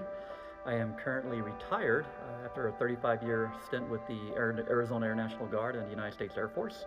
Hi, my name is Corey Reese, and I'm proud to have earned 2 associate's degrees from Pima Community College in General Education and in Liberal Arts. Currently, I serve as the Development Director at the American Heart Association. Wagwan PCC alumni family. My name is Webster Rose. I am originally from Jamaica and was a 2022 commencement speaker who earned an Associate of Applied Science degree in Health Information Technology. This degree has helped me climb the career ladder, and I'm happy today to share with you that I am the new Senior Vendor Manager for Business Processing Outsource, managing operations in Jamaica, South America, the Philippines, and South Africa. Hello PCC alumni, my name is Carly Perez. Both my husband and I graduated from Pima Community College earning our associate's degree in nursing. I'm currently the RN patient manager for a local hospice here in Tucson, Arizona. Hi everyone, my name is Franciluna Diaz and I'm very excited to be here today to thank all of you and to say you make a huge impact and a big difference in the life of so many people. I started my educational journey at Pima Community College, and I'm currently at the University of Michigan pursuing a doctorate in political science. One of the people I want to thank is Mr. Jonathan Mount. Professor Mount is the head of the welding department at Pima. I enjoyed being in his classes. I enjoyed his sense of humor and the way he taught. Young people have a great resource in Mr. Mount. He really cares about young folks, and after spending 35 years in the Air Force and seeing how training works, I have to say that Pima College does a fantastic job, and one of the big reasons is because of Mr. Mount. I want to extend my heartfelt thanks to all the faculty and staff at Pima Community College, with a special mention to Tom Seeley, Dolores Durán-Cerda, and Christy Camargo. As a dual-enrolled student in high school, these programs helped me achieve my degree in record time. And I want to say a special thank you to Jennifer Madrid, who believed in me when I doubted myself and supported me throughout my college journey. Jennifer, you have been an inspiration and a motivation in my life. My favorite memory is of my microbiology professor, Marcy Maxfield. She used to warn us that if you went to a restaurant and you immediately had to use the restroom right after eating, it was because they didn't wash their hands, and it was a particular bacteria from not washing your hands. So here I am 20 years later, I still think of Marcy Maxfield when I see those hand washing signs. And bottom line is, you never know what your students will remember, and that you impact everybody's lives. So I want to thank all of you, but especially the honors program, which gave me so much mentorship and resources during my time there, but also Dr. Kenneth Wondren specifically, who mentored me during my time there and continues to mentor me to this day. The Pima Community College team has been instrumental in my education, career, and life. I appreciate each one of you and want you to know that you make a difference. Thank you. PCC faculty, you all are rock stars. Continue to pour success into all your students. And remember what I always say, what will your footprint leave behind? And remember, success is no accident. It is hard work, perseverance, and the love of what you do. Thank you, and keep up the great work. Thank you all for everything that you do. You make such a big difference, and I hope that you feel celebrated today and every day. Happy All College Day. Thanks, Jonathan. Really appreciate it and hope to see you around. PCC, you rock.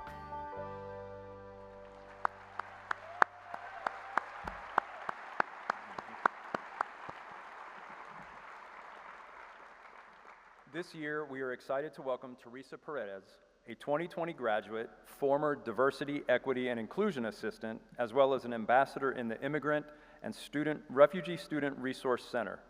She also worked in the First Year Experience Program and as a Connect You mentor. Welcome, Teresa.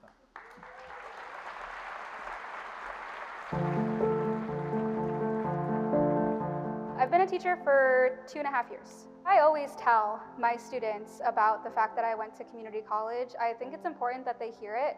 I also tell them that my path to college was a lot of stumbling along the way. I struggled a lot in my middle school and high school years. I thought that college wasn't for me. I didn't want to go to college. And so when I graduated and went to the U of A, I ended up dropping out after about a semester, telling myself I would never do it again. But after going to Pima, taking a few classes, I found that the investment is worth it, right? I learned about all of the things that matter to me, and those are serving kids that struggled like me, who have a story similar to mine.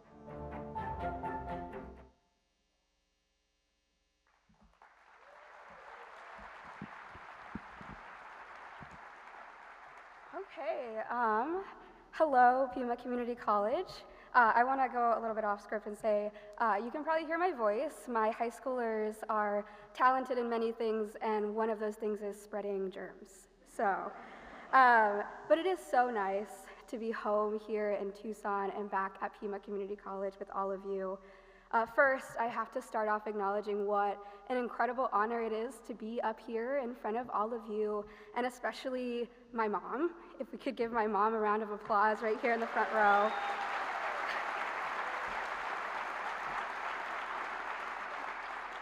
So 7 years ago, I graduated from Tucson High School, and 4 years ago from Pima Community College, after dropping out from the University of Arizona only one semester in, so that's great.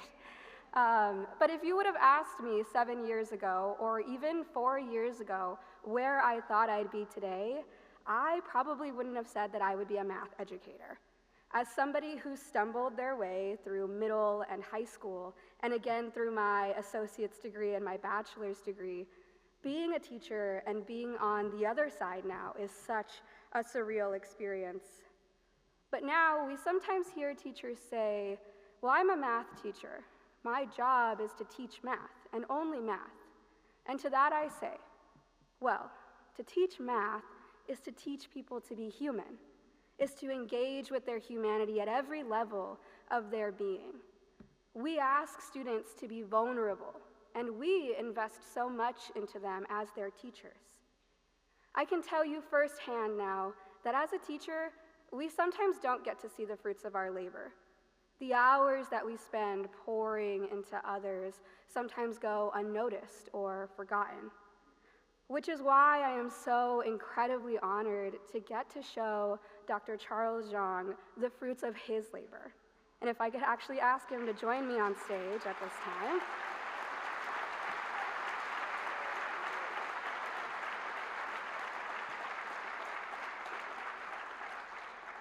I'll continue. So Dr. Zhang dedicated countless hours to me and my friends. He was our club sponsor, the Calculus Club at West Campus. Oh, there he is, right here. Here he comes.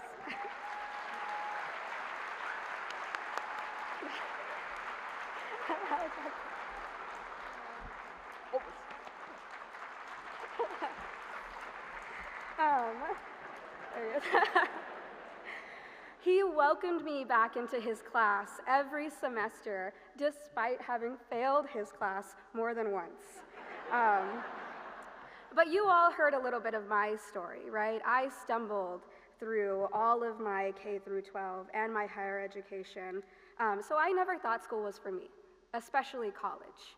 But Dr. Zhang's class was the springboard that launched me into developing my own philosophy as a math educator, to be someone who is safe, someone who is trustworthy, someone who has high expectations for students and never lets them give up on themselves. Having an open door policy and understanding that students' identities don't get left at the door when they walk into a math classroom. And their identities as math learners do not exist in a vacuum, but rather as an extension of their heritage and their knowledge.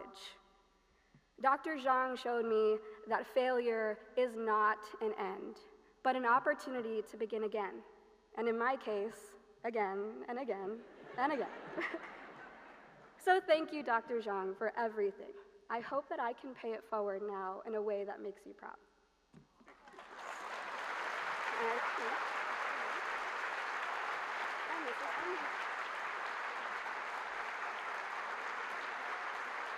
Thank you. Yeah, thank you. I sit by.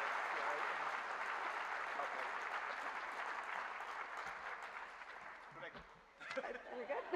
Yeah, okay, thank you.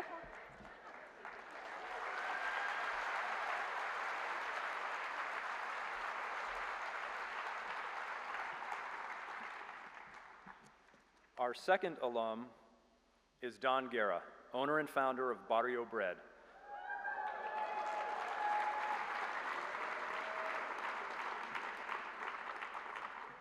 Don is an internationally recognized baker, educator, and advocate for local food systems and the production and preservation of heritage grains. Tans, rust, blondes, browns. I want sunset. The landscape, the desert, to me, is what I want the bread to look like. This is my third bakery. It's always been a passion for feeding people. It's been a passion for a handcrafted bread, a European-style technique, which now is across the world. You know, this natural way of making bread without sugars, without oils, and then sourcing some of the finest grains. This is a word that's, you know, we don't think about or maybe misuse, artisanal side of any craft, and that just really means putting the producer, putting the artisan at the center of the process. So it's about taking something and, you know, crafting this medium the best you can based on the knowledge the person has and the energy that they put into it. And so those things to me are who I am.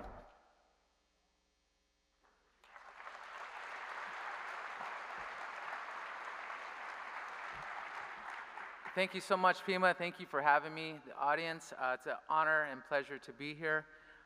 When I first started to Christine about being in this position to present an award, she said I would be presenting an award for one of my former instructors, and I said, I'm 54 years old now, and I'm not sure some of those same instructors are still at the school. That was a little while ago when I was 19 or 20 years old, but some people are looking at my business and saying, wow, what an overnight success. Barrio Bread, Don Guerra, what an amazing business he has. But really my success and my overnight success is due to my solid education that I received. So in 1988, from the University of Arizona, I was awarded Outstanding Minority Scholarship Award. So excited and proud to be the first in my family to go to university. That meant a lot to me. But I soon realized that not having family to help navigate college and all the other things that came with it, I was soon struggling. I felt like I had prepared myself well for the university, but it was that first semester where I felt I needed a little bit more support.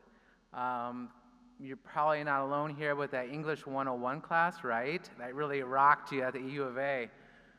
And it was a chance. My professor was very kind. He said, you might want to look into Pima and to retake this course. Probably the best idea right there.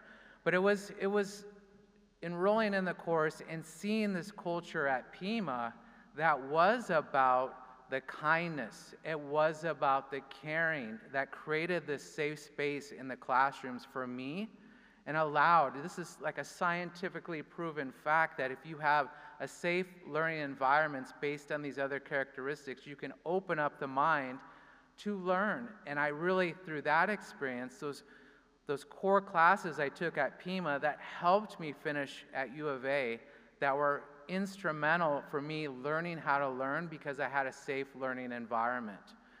I was very proud of that study at the University of Arizona and at Pima to help get me through that program. And then I moved to Flagstaff for a little reprieve in the summertime, right? Landed in the mountains. First day, I landed a job baking bread. By day 2, I was convinced this was something I wanted to do with the rest of my life. You can imagine the phone call I had with my parents, right? Leaving university. Mom, Dad, they're checking on me. It was back when I, used my buddy's landline because I didn't have a residence.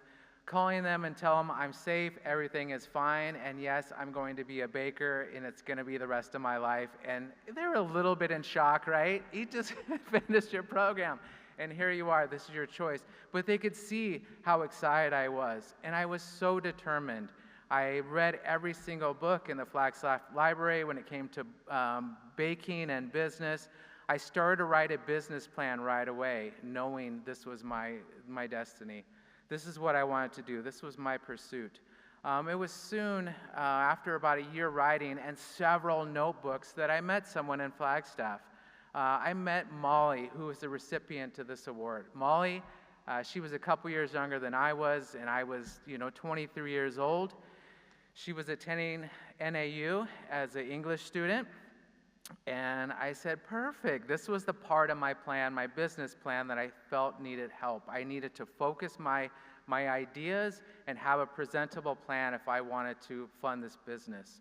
Molly was there for me. She could see what was happening, that I was so passionate about what I wanted. She was kind. She was caring. I opened up my ideas to her. She supported me to help me fine-tune that business plan, and I can proudly say in '95, after a year of writing, a year of revising, my plan was funded.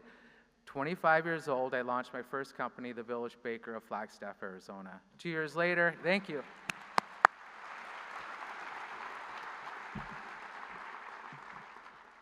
And that was due to the courage that I received through my education to keep going no matter what, to be that business owner in my family. That was an amazing time to get funded. It was another location in '97. It was 45 employees later, and I decided, wow, in over my head, I wanted to retool. And I thought the best way to do that is more education. I enrolled in the University of Arizona in 2001, earned a teaching degree, taught for Tucson Unified School District 7 years at Miles Exploratory. And it was 2009, the Garage Bakery was born. So I didn't have the brick and mortar because of that economic crash in 2008-9, but that landed me a beautiful bakery in the garage that I used the skills I had learned through my education. Set my principles to be education outreach, local grain economy development, and making the best bread for you by writing grants to the U.S. Department of Agriculture to get funded to regrow some of the crops of the past, starting with Sonoran white wheat, which is the foundation of my business currently, using local grains. So this one is for Molly. This is a person who believed in my ideas early on that just led to 3 or 4 more business plans and being where I am today, which is a breaducator, having a business in this community focused on education, community outreach and engagement, and creating a safe space for not only my staff that are being educated every day and part of that education and communication, but with my clientele, with the people of Tucson. Thank you so much for participating. Thank you, Pima, for the solid foundation I've received and all of the people in my lives that believed in me to stay with me and educate me and prepare me for where I am today, which is the most beautiful part of my life right now.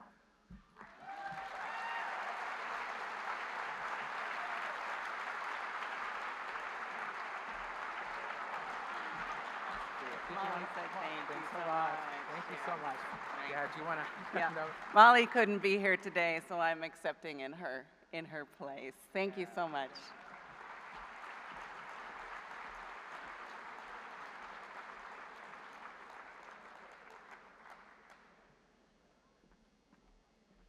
That's good stuff. Let's remember to support our local businesses.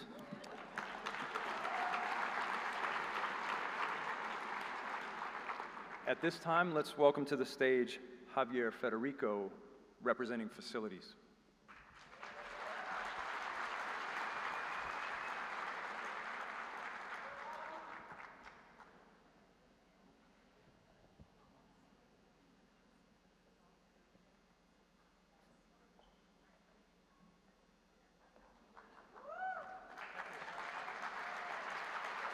Thanks.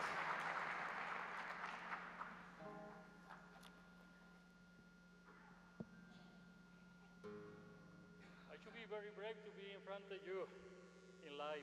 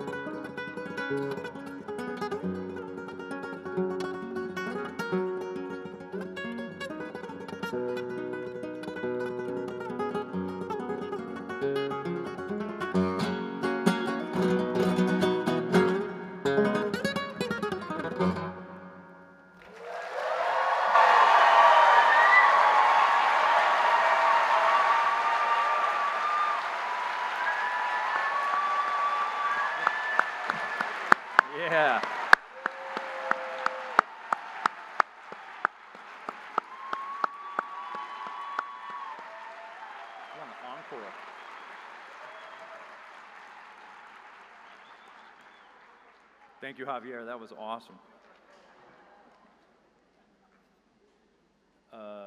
We are going to put the attendance code up one more time.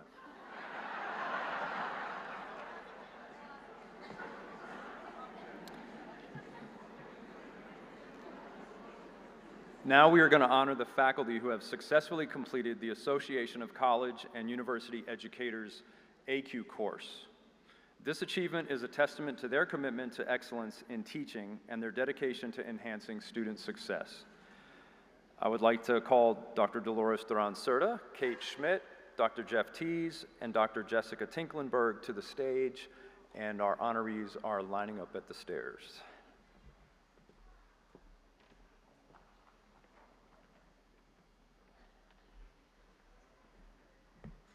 I'm still stunned by the performance. Brought tears to my eyes. Oh, amazing.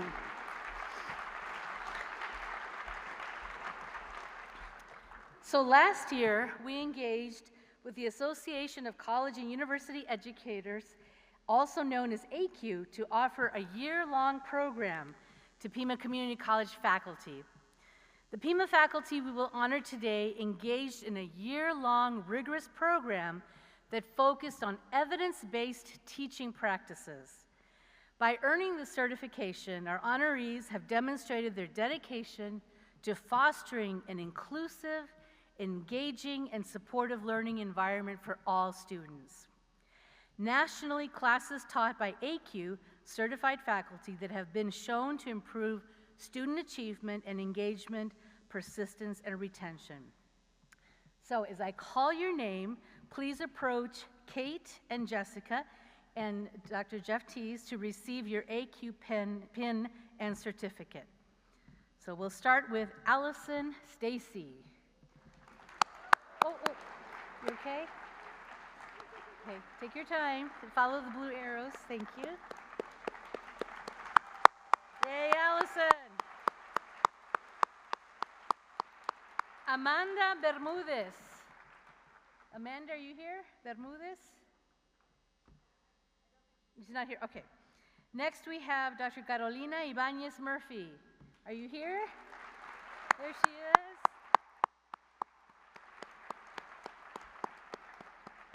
Another wonderful performer.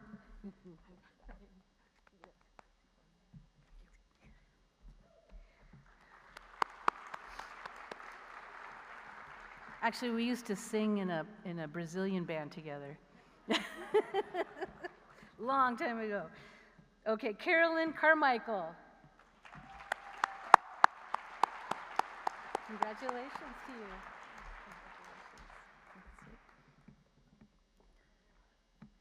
Charles Wacker.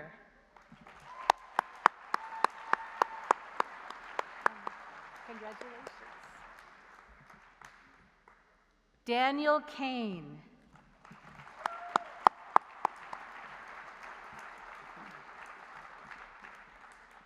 Daniel Hanselman.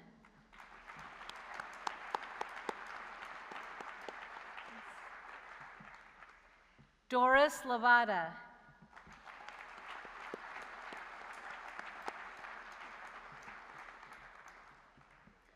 Next we have Emily Bessett. Did I pronounce it right? Okay, good.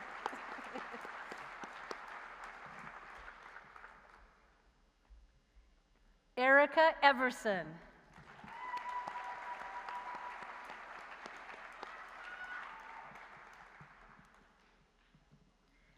Greg Watson.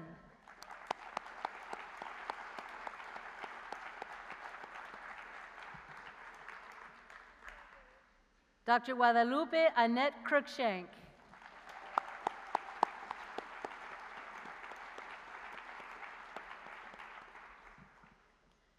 Jennifer Kent.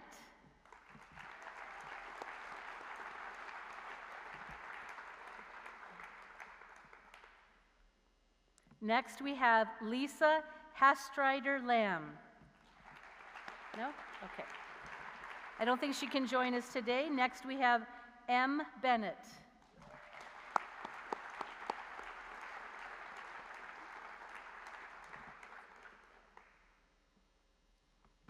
Next, Mayra Cortez Torres. Congratulations.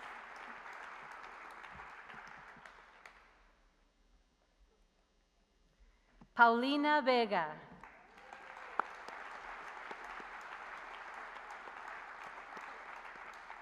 Congratulations. Quite a group. This is great. Stacy Cousins. I don't think she could join us. And we have Tim Cruz, Dr. Tim Cruz. Congratulations.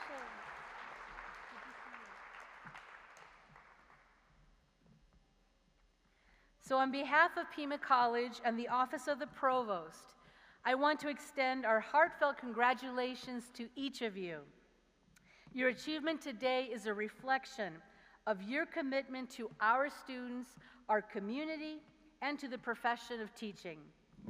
As you continue to apply the knowledge and skills you've gained through AQ, you're not only enhancing your own practice, but also contributing to the culture of excellence at Pima Community College. Our next AQ series will begin later this semester and will be coordinated through the Teaching and Learning Center. We urge you to speak to your colleagues about their experience and look out for information coming out through the Teaching and Learning Center about how to participate. Congratulations once again, and thank you.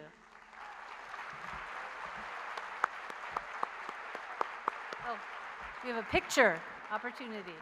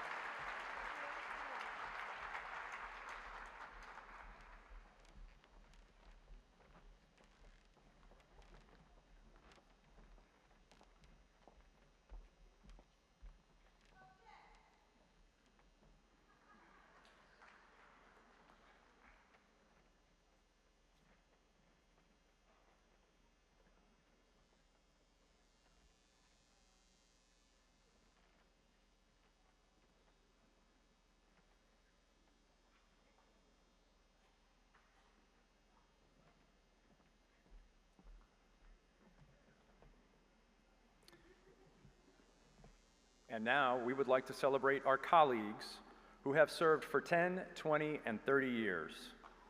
Do you remember what you were doing 30 years ago?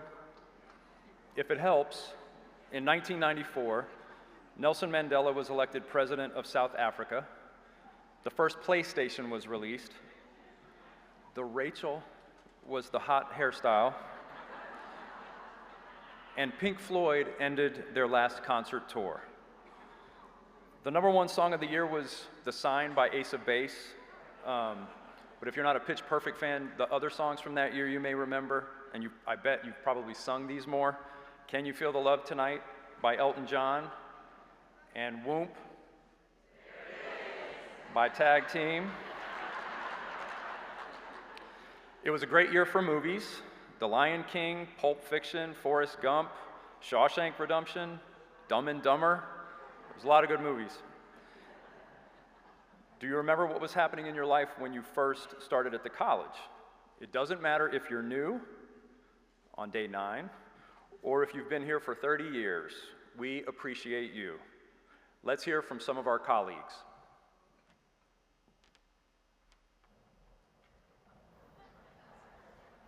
Hey guys, what are you doing? You haven't heard? They canceled the Bridgerton thing. Really?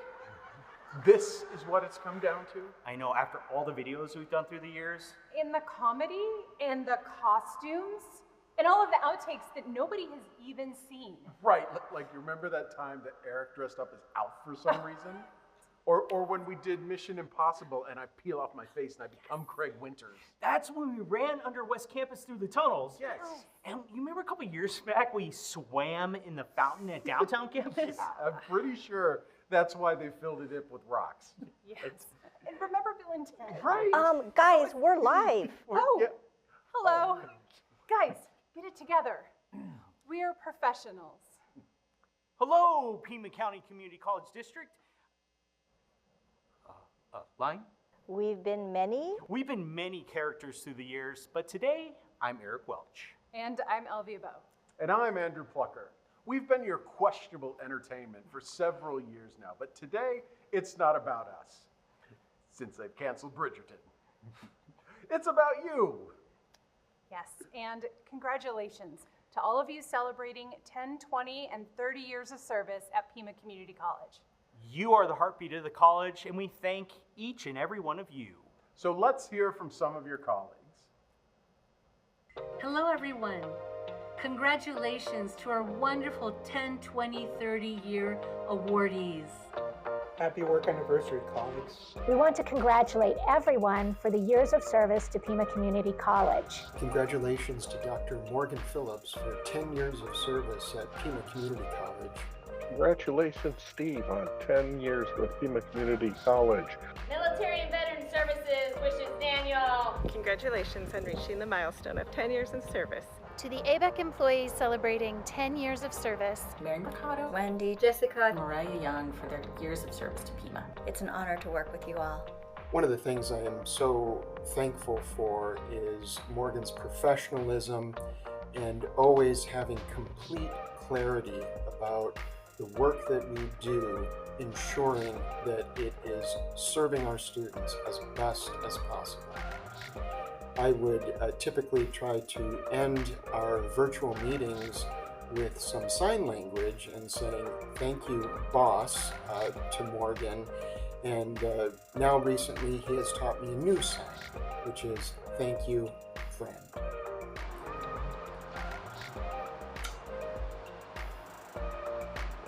I wanted to send massive congratulations to several people in the Sciences Division. For 10 years of service, Alex Armstrong, Maggie Castillo, Araceli Cons, Maria Pereira, and Megan Workman.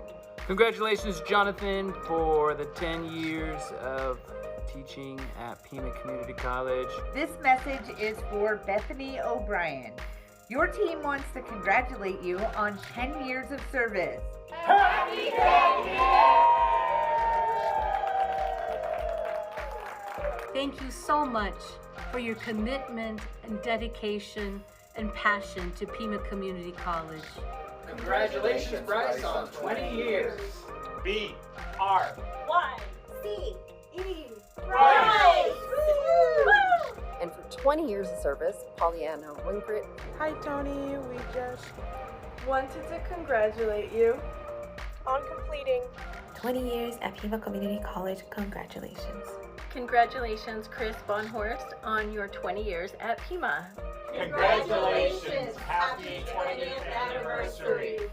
You have played such a significant role to the success of countless students and to our community. And for 30 years of service, Julia Fiello. Congratulations, Julia. Congratulations and thank you for your many years of service. Thank you for your commitment, your dedication, your hard work here at the college. Congratulations. Congratulations, Linda, and thank you so much for your leadership amongst all of our staff and your high energy for all of the details it takes to have a smooth running operation and its positive impact on students. Thank you and congratulations. Thank you for all your service and all the wonderful things you've done.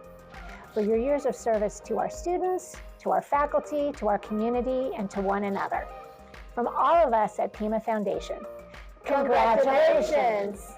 Thank you so much. Muchas gracias.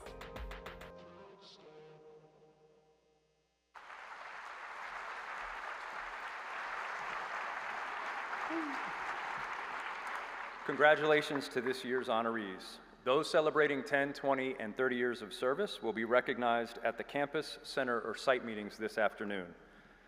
And before we wrap up, just a few housekeeping announcements. if you haven't checked in yet. Also, this afternoon, the campus, center, or site meetings will begin at noon and lunch will be provided. Please refer to your program for the meeting locations at your site. Also, you can find links to each learning session in the digital program. There are a couple of signs in front with the QR codes to download. And thank you to all of you who donated hygiene items today. The ARC Resource Center and Student Pantry is always open to accepting hygiene products, which greatly support our students throughout the year. And finally, take a moment to look under your seat for a blue ticket. If you find one, congratulations, you've just won a PCC backpack. You can collect your prize at the front where you got the tumbler this morning. I couldn't see everybody before, but now it's just like a bunch of...